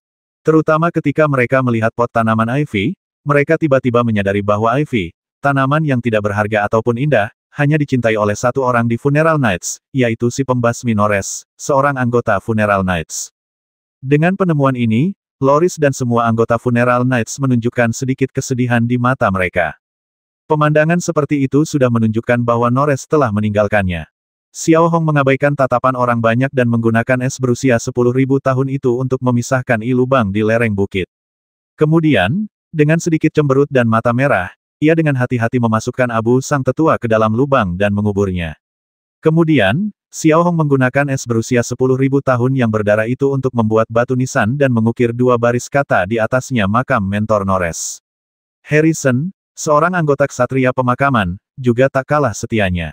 Bang! Saat berikutnya, Xiao Hong memasukkan batu nisan es di depan makam Norres, lalu berlutut di depan makam Norres. Guru, meskipun aku, Xiao Hong, telah melewati banyak kesulitan, aku, Xiao Hong, tetap memenuhi janji dan instruksimu sebelumnya. Aku menguburkan abumu di rumahmu. Jika kau tahu tentang ini di akhirat, kau bisa tenang. Xiao Hong bergumam pada dirinya sendiri, lalu membungkuk dalam-dalam dan bersujud. Pada saat yang sama, setetes air mata juga jatuh dari mata Xiao Hong ke tanah. Air mata ini seolah merangkum semua penderitaan Xiao Hong. Dari planet kuning ke bumi hingga provinsi langit, selama periode ini, berapa banyak keyakinan, berapa banyak suka duka, berapa banyak pengalaman mendekati kematian yang telah ia lalui, seolah hanya Xiao Hong yang mengerti. Sesulit apapun, Xiao Hong akhirnya datang ke sini, tempat yang seharusnya menjadi miliknya, memungkinkan sang tetua kembali ke akarnya. Inilah satu-satunya penghiburan yang bisa diberikan Xiao Hong kepada sang tetua. Adapun para anggota ksatria pemakaman Xiao Hong, Kesombongan mereka sebelumnya memudar ketika melihat situasi ini. Kemudian Loris, Tess, dan bahkan semua anggota ksatria pemakaman yang masih hidup berlutut dengan satu kaki, sedikit menundukkan kepala, dan mengheningkan cipta sejenak. Saat itu, suasana terasa berat. Di hati para ksatria pemakaman, mereka tampaknya memiliki pemahaman yang berbeda tentang Xiao Hong. Setidaknya sang tetua mengenalinya, dan setidaknya Xiao Hong adalah pria yang menghargai persahabatan dan kesetiaan. Ini juga membuat mereka merasa sedikit lega. Setelah pemakaman sederhana, Xiao Hong dengan hati-hati meletakkan pohon pinus hijau, yang sangat tahan dingin, di depan makam orang tua itu. Setidaknya bagi Xiao Hong, dia akhirnya mendapat penjelasan kepada yang lebih tua. Sekarang, apakah saatnya memberi Xiao Hong posisi? Setelah semua orang perlahan berdiri, Loris mengusulkan lagi. Pertanyaan ini langsung membingungkan semua orang. Sedangkan untuk Xiao Hong, hampir tidak ada yang mau mengambil alih. Alasannya adalah identitas Xiao Hong terlalu istimewa. Bagaimana jika Xiao Hong diizinkan mengambil alih sebuah wilayah secara langsung? Ini terlalu berisiko. Lagi pula, mereka tidak terlalu mengenal Xiao Hong. Hanya sedikit orang yang tahu kemampuannya. Provinsi Langit kini berada di masa kritisnya. Meskipun Xiao Hong sangat berbakat, ia masih asing dengan tempat ini. Selama masa adaptasi ini, ia bisa saja menyebabkan bencana yang tak terelakkan. Tapi kalau Xiao Hong dikurung di tempat yang nyaman, bagaimana ia bisa mendapatkan pengalaman? Lagi pula, Xiao Hong adalah harapan, bukan vas. Atau, biarkan Xiao Hong pergi ke Lipton County untuk sementara waktu menjabat sebagai deputi, kata Tess dengan ekspresi serius. Penerus Harrison menjadi deputi. Apa kau tidak terlalu meremehkan Xiao Hong? Tanya Flo dengan wajah dingin. Sebenarnya, tidak ada yang salah dengan reaksi para ksatria pemakaman, tetapi yang membuat Flo marah adalah orang-orang ini terlalu meremehkan Xiao Hong. Haruskah kita meremehkan Xiao Hong hanya karena dia hanya menjatuhkan satu relik Harrison? Apa yang Flo pikirkan? Loris meminta saran. Kimo, kita semua tahu kau sudah tua, dan aku pernah menjadi kepala daerah Caspian County. Bisakah kau kembalikan posisi yang seharusnya menjadi milikku? Flo menatap Kimo lekat-lekat dan mengucapkan kata demi kata. Tentu saja, jawab Kimo tanpa ragu. Sebenarnya, ia terpaksa menduduki jabatan wali kota Caspian County karena ia terpaksa. Kebetulan saja sekaranglah saatnya. Baiklah, kalau begitu aku akan menyerahkan jabatan kepala daerah Caspian kepada Xiao Hong. Aku yakin Xiao Hong akan membuat daerah Caspian yang terlemah menjadi yang terkuat dalam waktu singkat, kata Flo dengan nada tegas. Mendengar ini, Loris mengangguk kecil. Kabupaten Caspian hampir menjadi satu-satunya kabupaten di Provinsi Skyrim yang tidak berperang. Sebaiknya Xiao Hong yang mengambil alih posisi di sana. Namun, anggota ksatria pemakaman lainnya agak meremehkan pidato Flo yang penuh semangat. Mereka dengan enggan mempercayai kemampuan Xiao Hong untuk memperkuat wilayah Caspian, tetapi menjadi lebih kuat dalam waktu singkat. Mereka bercanda, kan? Tahukah kamu, seluruh provinsi Skyrim sedang dalam bahaya. Bagaimana kita bisa menjadi lebih kuat? Bisakah kita memanggil makanan itu? Agak konyol. Tentu saja, ini hanya ketidakpercayaan di hati para ksatria pemakaman. Mereka tidak bermaksud meremehkan Xiao Hong. Mereka hanya berpikir Flo terlalu menyombongkan diri. Karena tidak ada yang keberatan, mulai hari ini, Xiao Hong akan menjadi kepala daerah Caspian County, dan Flo akan menjadi wakil kepala daerah, ujar Loris dengan nada tegas. Menurut Loris, ini juga merupakan hasil terbaik, yang tidak akan membiarkan Xiao Hong menderita keluhan apapun, juga tidak akan memengaruhi urat nadi Provinsi Skyrim. Di sisi lain, Xiao Hong tidak menunjukkan terlalu banyak rasa tidak percaya terhadap para ksatria pemakaman. Ia hanya melirik sekelompok orang tua di depannya dengan tatapan tenang, lalu dengan mudahnya mengalungkan sarung iman es di pinggangnya. Setelah itu rombongan tidak tinggal terlalu lama di sana dan berjalan perlahan menuju Balai Raja David. Sepanjang perjalanan, para ksatria pemakaman memiliki beragam pendapat tentang Xiao Hong. Ada yang penuh harapan, sementara yang lain penuh keraguan. Singkatnya, para ksatria pemakaman memiliki pandangan yang sangat berbeda tentang Xiao Hong. Hanya Loris yang bisa dikatakan teguh berdiri di pihak Xiao Hong. Ini juga merupakan perwujudan kekeras-kepalaan Loris. Sebaliknya, Xiao Hong tampak sangat tenang saat ini. Segala sesuatu di hadapannya sesuai dengan harapan Xiao Hong. Jika para ksatria pemakaman di depannya melihat bahwa ia adalah penerus Harrison dan langsung membungkuk kepadanya, mereka akan bodoh. Penduduk Lord Daeron bukanlah orang-orang Gaussian yang otaknya telah dicuci otak hingga hanya tersisa protein. Mereka memiliki penilaian dan pendapat yang bebas dan rasional. Apa yang harus dilakukan Xiao Hong sekarang adalah membuktikan dirinya dan meyakinkan orang-orang ini. Setelah kembali ke Aula Raja David, anggota ksatria pemakaman lainnya pergi satu persatu tanpa berkata apa-apa lagi. Lagi pula, orang-orang ini datang bukan untuk makan dan tidak melakukan apa-apa. Mereka masih punya banyak pekerjaan, terutama 5 orang yang bertanggung jawab atas wilayah lain, yang tidak bisa melarikan diri. Dalam sekejap mata, hanya Xiao Hong, Flo dan 7 orang dari pasukan tawanan yang tertinggal di ruangan itu, bersama dengan Loris. Xiao Hong, jangan terlalu serius menanggapi kinerja orang-orang tua itu. Lakukan saja sesukamu. Aku percaya padamu. Di bawah kepemimpinanmu, Caspian County akan keluar dari kesulitan ini. Loris menghiburnya dengan ramah, lalu meletakkan salah satu jubah hitam berkerudung kesayangannya yang ditopang bulu binatang spiritual ke tangan Xiao Hong. Selain itu, ia juga memberinya satu set baju zirah kulit hijau tua. Musim dingin akan segera tiba di musim gugur ini. Karena tidak ada sinar matahari, cuaca akan segera menjadi dingin. Kalian akan membutuhkan ini, lanjut Loris, menunjukkan kebaikan hati khas seorang pria tua. Terima kasih, Yang Mulia Loris. Saya akan melakukan yang terbaik. Xiao Hong menjawab dengan tenang, hatinya dipenuhi rasa terima kasih atas persahabatan Loris. Setelah itu, Loris menjelaskan beberapa hal kepada Xiao Hong, lalu dia membawa Flo dan para anggota pasukan tawanan dan dengan hati-hati berjalan keluar dari Aula Raja David. Xiao Hong, apa rencanamu sekarang? Tanya Flo hati-hati setelah keluar dari Aula Raja David. Bisakah kau ceritakan dulu tentang situasi dasar Kabupaten Caspian saat ini? Xiao Hong melirik pemandangan indah dan menyenangkan di sekitar istana kerajaan dan berbisik. Dari perspektif efektivitas tempur, Caspian County relatif paling lemah, dan tidak sedikit pun lebih lemah. Hanya memiliki 50.000 tentara. Hal ini tidak mengherankan. Lagi pula, perbatasan luar utama Caspian County adalah Laut Rizjian. Tanpa perang, pasukan utama Caspian County ditarik langsung ke Lipton County dan beberapa county lainnya. Sebaliknya, Caspian County memiliki populasi terbesar, sekitar 7 juta jiwa. Namun, mereka sebagian besar adalah perempuan, lansia, dan anak-anak. Hal ini juga berkaitan dengan relatif tenangnya Caspian County. Flo memberikan pengantar umum, lalu membuka celah ruang angkasa. Xiao Hong tidak banyak bicara tentang ini, tetapi hanya tahu apa yang ada di pikirannya.